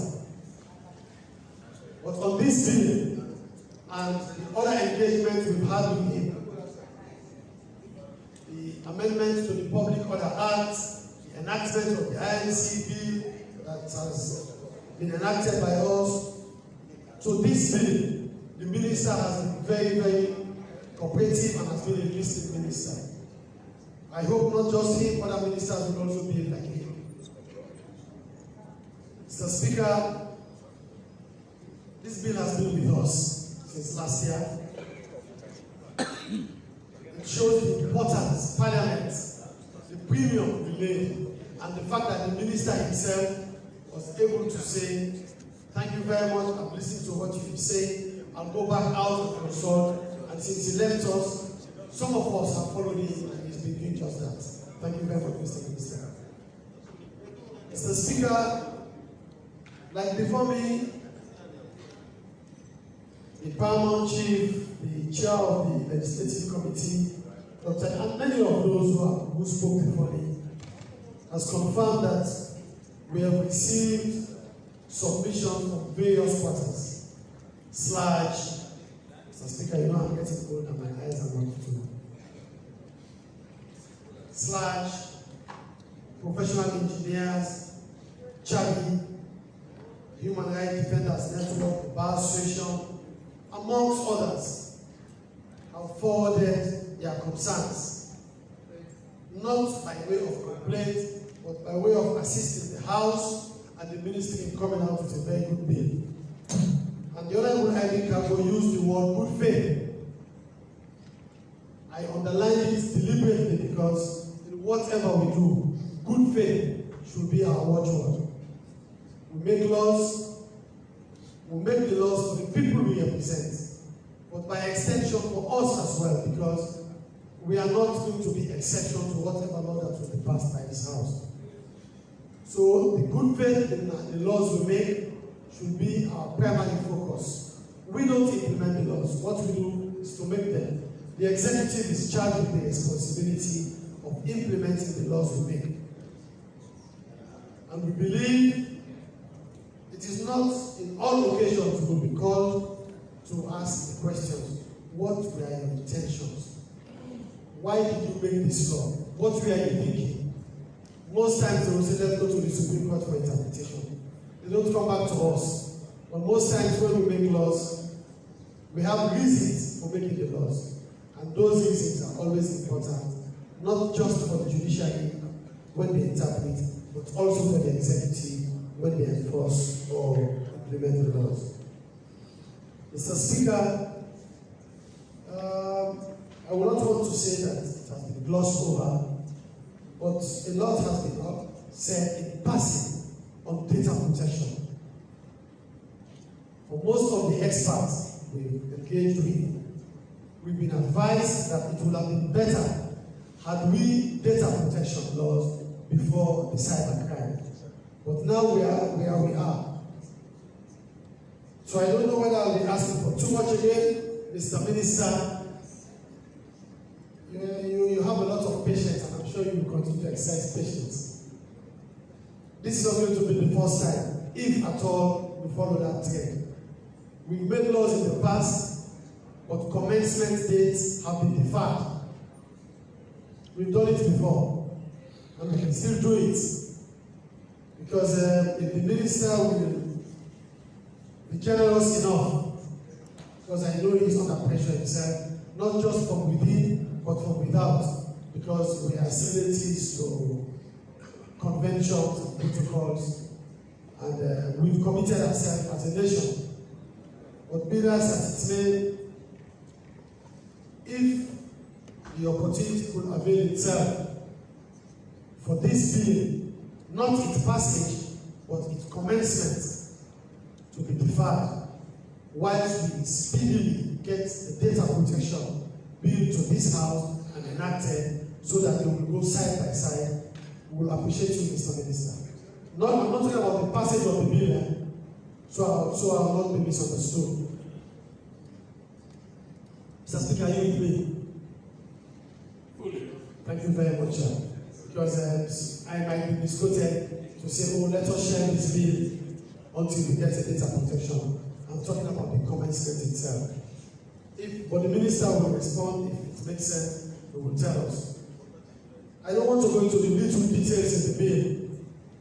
Some has been said, but I'm also a member of the legislative committee. I'll have endeavored to join my chairman in ensuring that we do justice to this bill. And on that note, Mr. Speaker, I want to thank you very much. I thank the leader of the opposition, more especially for being very brief and recognizing the whole idea, brevity being the soul of wheat. I think the leader of government business is going to follow suit by also being brief, recognizing that brevity is also on his own path the soul of wheat. So over to you, Mr. Leader of government business. If you're going to delegate that task to your deputy, a man for whom I have the highest respect and know well, I will now re-echo and re-emphasize that brevity is the soul of wit, Mr. Deputy. Thank you very much, Mr. Speaker. Just a few sentences. Yes. Thank you very much, Mr. Speaker. Mr. Speaker, honorable members, I want to begin by thanking the members of Parliament who have contributed to this bill. Of course, this is one of our responsibilities as members of Parliament to make laws. And I see clearly that this Parliament is very active when it comes to this bill. I have seen the contribution from our colleagues on the other side. We appreciate we are a listening party, we are a listening government. We appreciate all that has been said. Of course, I will agree with the opposition leader who says that the data protection bill should come. We are also in support. We should have a data protection bill because data should be protected. The fact that we are talking about cyber crime, cyber bill, the data should be protected against infringement or other things, and so that at the end of the day, when the cyber crime comes, if you fall victim, you will definitely bear the consequences. Thank you very much, honorable members. The honorable candidate, all of us have said, I agree with all the honorable members that have said we commit this bill to the legislative committee. Thank you, Mr. Minister. Our last two sittings, we have encouraged you to do a lot of consultations. In the last few weeks, we have been following up. We have seen contributions from various institutions. This should be the spirit. We should all come together. We should all make laws that should stand the test of time. To the legislative committee members, I'll encourage you when once this bill is committed to the committee, encourage members to attend committee sittings. We don't have time. This bill definitely will come into law before the end of this session, we expect. So we expect that committee members, as have been highlighted by honorables on the other side, when once this bill is committed to you, you should attend the committee meetings because this session is almost going to an end. Honorable members, of course, we have all said we are committed to international best practice. We have signed agreements. We are part of treaties. For instance, the Budapest Convention, we are signatories to it. We should domesticate it when this comes to reality. We should all. This is a global community. Information now is the emergence of the cyber is the new trend of communications, and we are not prepared. we now see we are criminals are overtaking the good use of internet and the social media. So I'll encourage everybody to participate, and we keep all of us abreast. Every member, whether or not you are part of the legislative committee or not, to encourage every member of parliament to attend the committee hearing, so that when we go into committee stage, it will be very easy for members of parliament. Thank you very much. Thank you, Mr. Minister, for the consultation. Thank you, our colleagues on the other side. They are listening, government, we are listening to you. Thank you, honorable members, for your contributions. And Mr. Speaker, honorable members, this is my short contribution as have been delegated to me by the leader of government. We encourage everybody to be part of this process. Thank you very much. Thank you, Mr. Speaker. Thank you, honorable members. I thank the Deputy Leader of Government and indeed for also being replied. Mr. Minister, you may wish to respond as briefly as possible. Sure.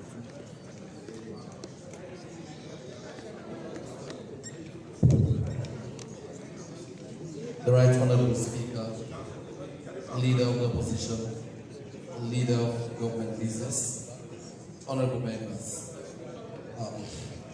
I wish first to express my very profound thanks and appreciation to this Honorable House for affording me the opportunity to cast the net far and wide as it relates to more consultations relating to this bill.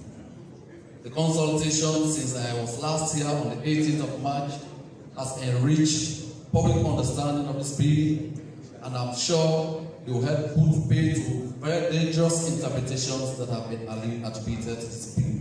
So thank you very much, Right Honorable Speaker, Honorable Members, the Leader of my opposition, for affording me the opportunity.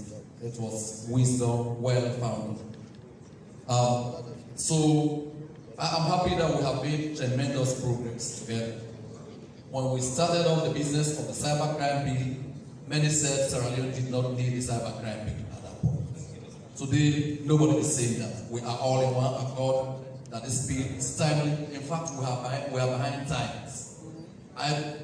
We all don't want to envisage a situation that will bring back a repeat of what happened a couple of years ago when the cocaine plane landed here and we have no laws to prosecute, the parties to that offense. So Sierra Leone, like the rest of the world, is trying to catch up. We all know, this is a broken record, but it still serves value to talk about it. When the former anti-corruption commissioner in Nigeria, Mr. Noribadu, spoke to TED Talk, he did say in the course of his duty, he found out that a group of Nigerians seated home in Nigeria defrauded a bank in Brazil $240 million. The bank collapsed and the bank governor died. Cybercrime 101. Apart from that, you also had a situation where very recently a gentleman seated in Dubai, hush puppy, made quite a fortune, almost amounting to $500 million, fleecing various kinds of people using digital space. We are concerned as a government because we missed out on 3 industrial revolutions. His Excellencies considered opinion that Sierra Leone, like the rest of Africa, must not miss out on the 4th industrial revolution. So that is why we have to prepare for the safety and security of our citizens in digital space, in cyberspace.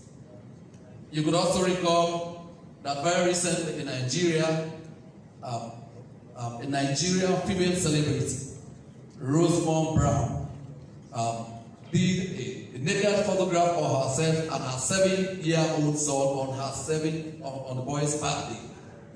That began, you got it. That matter went to court, and she was sentenced to 90 days concurrently. So this is very serious. We're not only talking about resources being lost, we're also talking about morality. Because we want the younger generation to imbibe, to grow up in an enabling environment where they are able to realize their fullest potential. The debate has been very insightful, it has been very interesting, a lot of experiences have been shared. And this is the kind of Sierra Leone I look forward to. This country used to be repeated for the elevated nature of the debates we had, for enlightened debates. So when we take debates to the gutter, it pains my heart. It is not a fitting tribute to our proud history. So I'm happy that the debate here has been very elevated. Everybody wants to contribute to the enrichment of the bill. This is very important. So with the popularization of the bill, I have a prepared speech just so that I can give you a report. I will, in the process, respond to all the issues we have raised. So let me take this opportunity to congratulate all of you, honorable members, for the support my ministry has received from you to ensure that we create a secure cyberspace to safeguard national interests, preserve human rights, provide security and prosperity for Sierra Leone citizens in the global digital economy. I am excited that in the course of this long journey, we have drank from the well of experience of the Sierra Leone Bar Association, who have availed themselves, who have worked with us very scrupulously to ensure that gray areas in this bill, issues of public concern, reservations expressed by members of the public, even those who did not accord us the courtesy of writing to us about being captured and fully addressed. During my last appearance, I was mandated by the House of Parliament to do further engagement to the substance of the draft electronic cybercrime bill 2020, which protects the information that you, me, governments, businesses, and others keep online and in cyberspace. These include our email, our video messages, our finance records, our credit card records, and our personal data information, military secrets, and much more. I am pleased to report to this House that during the past weeks, we have conducted a series of public consultations, including meetings with various groups, including civil society leaders and others. These sessions have been very educative for all parties, as we are able to hear from the public their views and concerns on the bill, while it also provided a platform for us to provide more explanation on the general provisions and safeguards against the abuse of the powers in the draft bill. During these engagements, we were able to provide both legal, though lay lawyers, but we had our support, the law officers department, legal and technical interpretation to sections of the bill, as well as highlight sections that provide safeguards to prevent abuse of powers this bill confers on certain people. The Minister of Information and Communications has been particularly singled out as somebody that the bill has ascribed enormous powers to. I could not agree more. In the draft instructions given to the law officers of the department, that was not it. And we have since advised Parliament's Legislative Committee that this Minister of Information, good as he may be, well-intentioned as he may be, does not deserve those powers, and no Minister of Information and Communications then and now and in the future deserves those powers. So that should be able to lay that rest. I wish to again reassure this House that in drafting this bill, we took great cognizance of our rights to privacy, our right to freedom of expression, and our right to access information as enshrined in Section 25(1) of the 1991 Constitution. The draft bill equally took strength from subsection 2 of the same Section 25(1) of the 1991 Constitution by replacing safeguards, checks and balances on persons while enjoying or exercising their rights. The provisions are also in compliance with the 1965 Criminal Procedures Act, the Malabo Convention signed by the former President of the Republic of Sierra Leone, Dr. Ratify, the ECOWAS directives, which is currently enforced, and it pains my heart. I feel very embarrassed that Sierra Leone, being Speaker of the ECOWAS Parliament, is still in default of provisions we have signed up to. It's high time that we made good of this provision. I remember, again, the Right Honorable Speaker might just set that right. During your tenure as Executive Secretary of ECOWAS, I think there was a time Sierra Leone also defaulted paying some of our contributions. And that was quite embarrassing for me. I just imagine the embarrassment you found yourself. So it is in the same spirit that Sierra Leone has to make all the right moves to ensure that we are in conformity with covenants we have signed by domesticating them, or at least having them in our laws.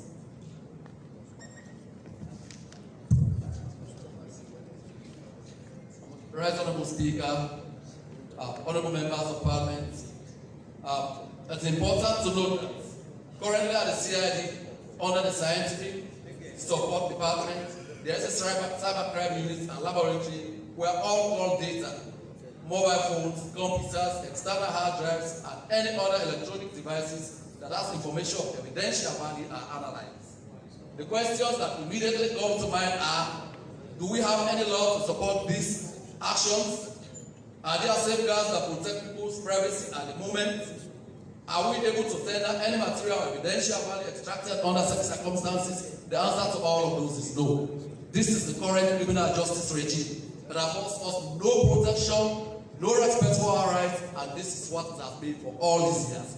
So what cybercrime legislation seeks to do is to ameliorate that situation, correct it, and ensure that individuals have individual privacy, has utmost respect, individual data is protected, and no police officer is given free rein in the course of the discharge of their duties. That's why in the law, you find out that even in the course of executing warrants, police officers could also err, and there are punishments provided for them in the law. So, the draft cybercrime law is effectively here to address the challenges and enable our criminal justice authorities to have a predictable legislative system to investigate, prosecute, and adjudicate cases of criminal offenses against and by means of computers established under Part 5, and provide them with procedural powers to secure electronic evidence in relation to any crimes as the case may be. So I will leave the prepared script and come to respond to some of the key issues. The prepared script is only what it is. So, Honorable Speaker, Honorable Members of Parliament, concerns have been raised here about data protection and privacy. I could not agree more. In this bill, a lot of provisions have been made to ensure the security of individuals and the protection of their data. However, they may not be enough, and the consultations over the period has brought additional insights. Both our consultants and the various groups we consulted have given us additional insights, and therefore we will be providing additional safeguards to ensure data integrity, individual data is protected, and fundamental human rights are respected at all times.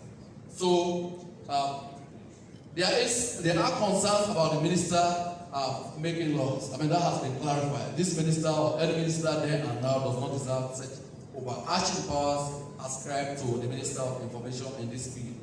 However, like in all these you have enacted here in this hallowed house before, there is always provision for the minister to make regulations to give effect to the law. So that power should remain by all means, with not just me, but any other minister.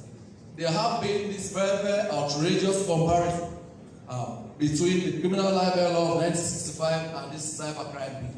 I mean, it's not even a befitting tribute to this honorable house. You spent days and nights together to ensure that we made the criminal libel law history. I know these comparisons are made by people who may not have read the bill, or if they did, not so much with so much profit. In the criminal libel law situation, I.B. Cabo, my predecessor, is here. Under the criminal libel law, truth was never a defense, and there were long pre-trial detentions. In this bill, I mean, it's evidence-based. Everything has to be evidential. In this bill, there is no provision for long pre-trial detention. So the awards apart. Any attempt to conflict the two is a disservice to the members of the listening public. So there are also concerns about the composition of the National Cybersecurity Council. We all know that gone are those days when people used to fight on land with brick and mortar issues. These days, the battlefront has most likely shifted to cyberspace. Many even aver that if there is ever going to be a global, an offset of global fees, it will have to be in cyberspace. So you see the composition there. I will take the point, we have agreed, even in our consultations, that His Excellency will cease to be a member of the advisory team, because ultimately he will have to benefit from the advice of the advisory council. So he will cease to be a member of the advisory council. We have agreed that, because it is he who will be advised. But there are reasons for the other members of the council being there.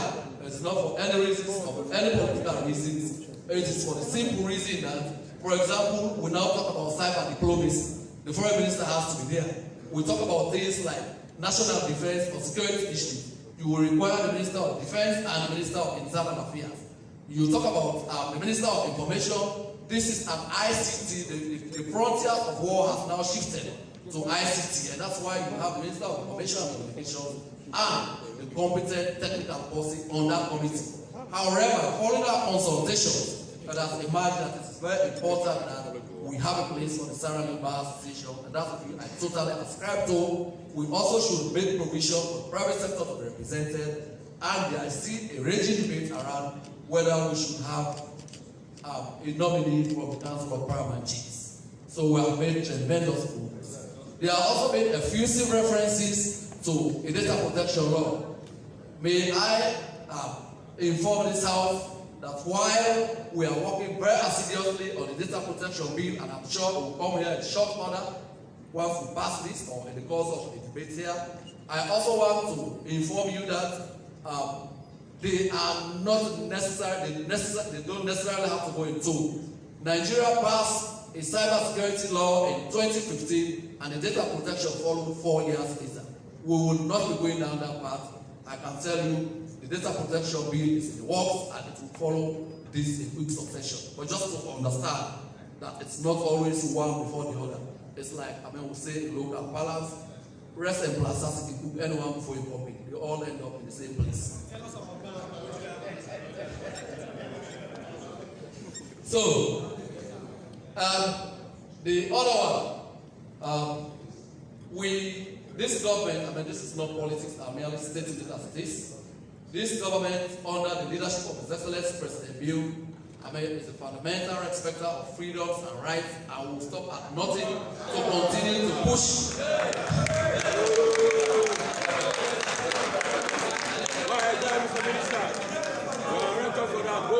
We will continue to push the frontiers of freedom and rights, which is why we extensively consulted the Sierra Leone Association of Journalists. I was even the keynote speaker at the workshop they called, which brought together their members from across the country so that we would set the motion for the debate. Concerns have also been raised about the title of the bill.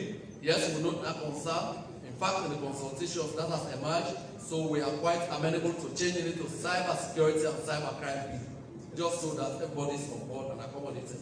And that incidentally comes from somebody, the Honorable Abukago from my Lungi constituency. That is very well noted. Yes, we also note that some of the technical terms need to be properly explained in the interpretation section, and that's a very valid point.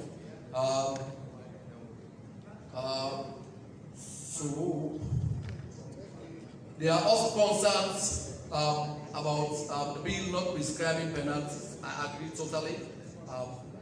We did not want, as a ministry, we did not want to arrogate ourselves the right to prescribe penalties, so we left that in the competent jurisdiction of the officers, but they did what they did. Anyway, so what we have done, working closely with the Sierra Leone Bar Association over the period, we did extensive research on the cybercrime bill in Tanzania, in Nigeria, in Ghana, and in Kenya. We have given them a matrix of all of the comparative penalties so that it will make work easier for the legislative committee. So the offenses and penalties have now been prescribed, so that will make life easier for the legislative committee once the bill is there. Again, that is courtesy of the Sierra Leone Bar Association. I want to commend them for that effort, right? I'd also like, at this point,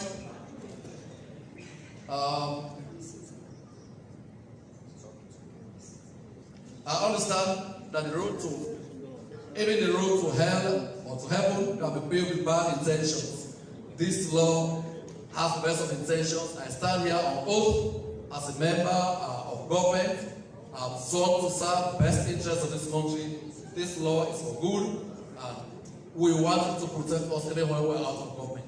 Like the criminal libel law, we collectively repeal. We also want to ensure that whether in government or not, this bill works for everybody. So it should be seen in that context.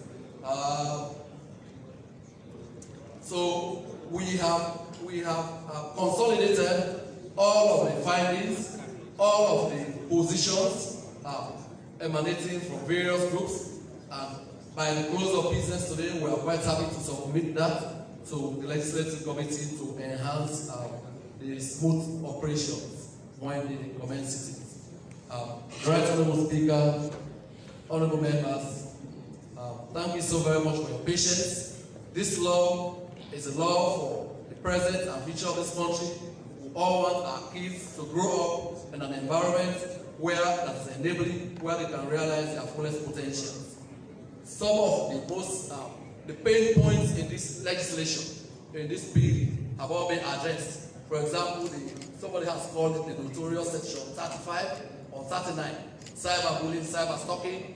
That has completely been reworked. It has been rephrased to speak to our current realities without any suspicion, right? Being flourishing. I also like to note that in the issues dealing with obscenity and what have you, it's now indicated that anybody cannot send sexually explicit or nude materials to anybody under 18 years old.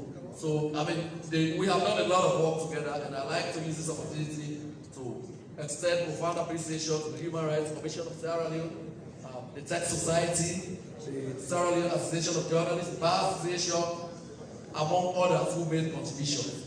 We still remain open as the consultations at the Legislative Committee continue. But I tell you, we will continue to engage even after the enactment of this law, because this law touches virtually on each and every Sierra Leonean. Lest I forget, there is also an international cooperation aspect of this, because we realize cyber crimes are mostly committed by people resident in the comfort and convenience of other jurisdictions. So there is provision in the law for effective and seamless international cooperation. I didn't know that. Thank you very much, Right Honourable Speaker. Thank you, Honourable Members of Parliament, distinguished ladies and gentlemen. God bless you. Move. I now move. On that note, Honourable Speaker, Honourable Members, I now move that the bill entitled the Cyber Crime Bill 2020 be read for the second time. Honourable Members, the question is that the bill entitled the Cyber Crime Act 2020 be read the second time. All those in favor say aye. Aye. Those against say nay. The ayes have it. Mr. Speaker.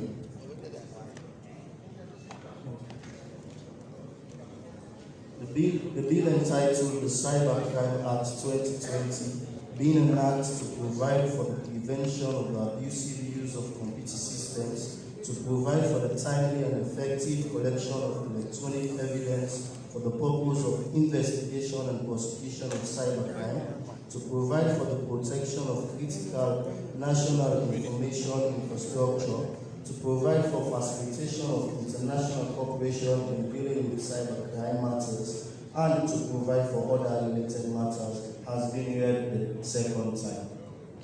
May I now invite the leader of government business to do the needful under SO51? Yeah, Mr. Speaker, thank you very much. Under SO51, with all of the take this shot for further deliberations. Thank you. Any second? Mr. Speaker, I second. All those in favor of the motion say aye. Aye. Those against say nay. The ayes have it. Pursuant to Standing Orders 51.1, the bill entitled the Cybercrime Act 2020 has been committed to the Legislative Committee for further scrutiny. I give the floor again to the leader of government business.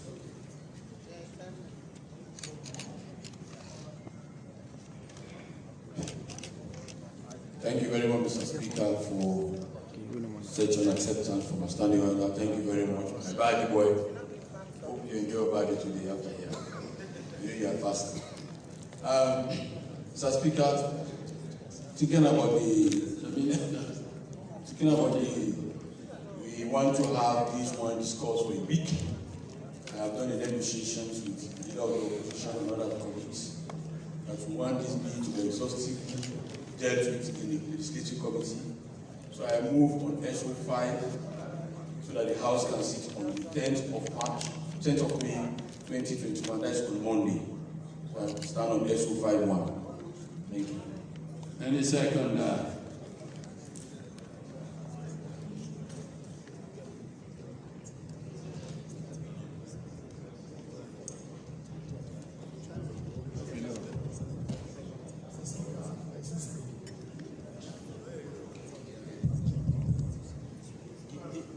Go ahead.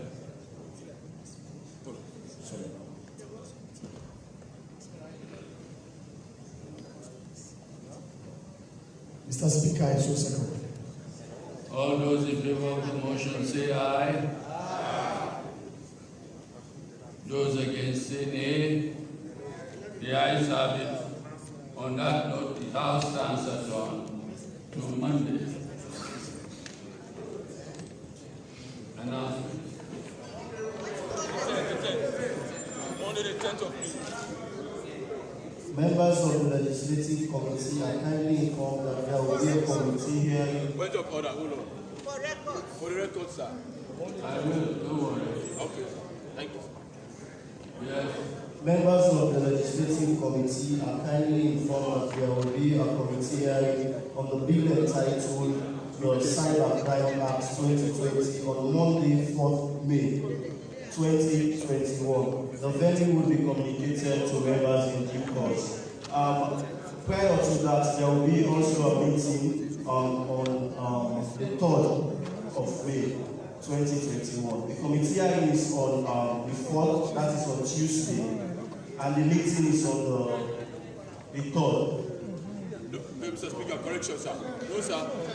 Yes. There is meeting for the Pre-Legislative Committee tomorrow. It will start tomorrow. Point of correction, sir. Sorry, Mr. Speaker, sorry for just coming in. I said we want to do exhaustive consultation and discussion. So we are going to start a pre-legislative committee meeting tomorrow at 10 o'clock in Parliament.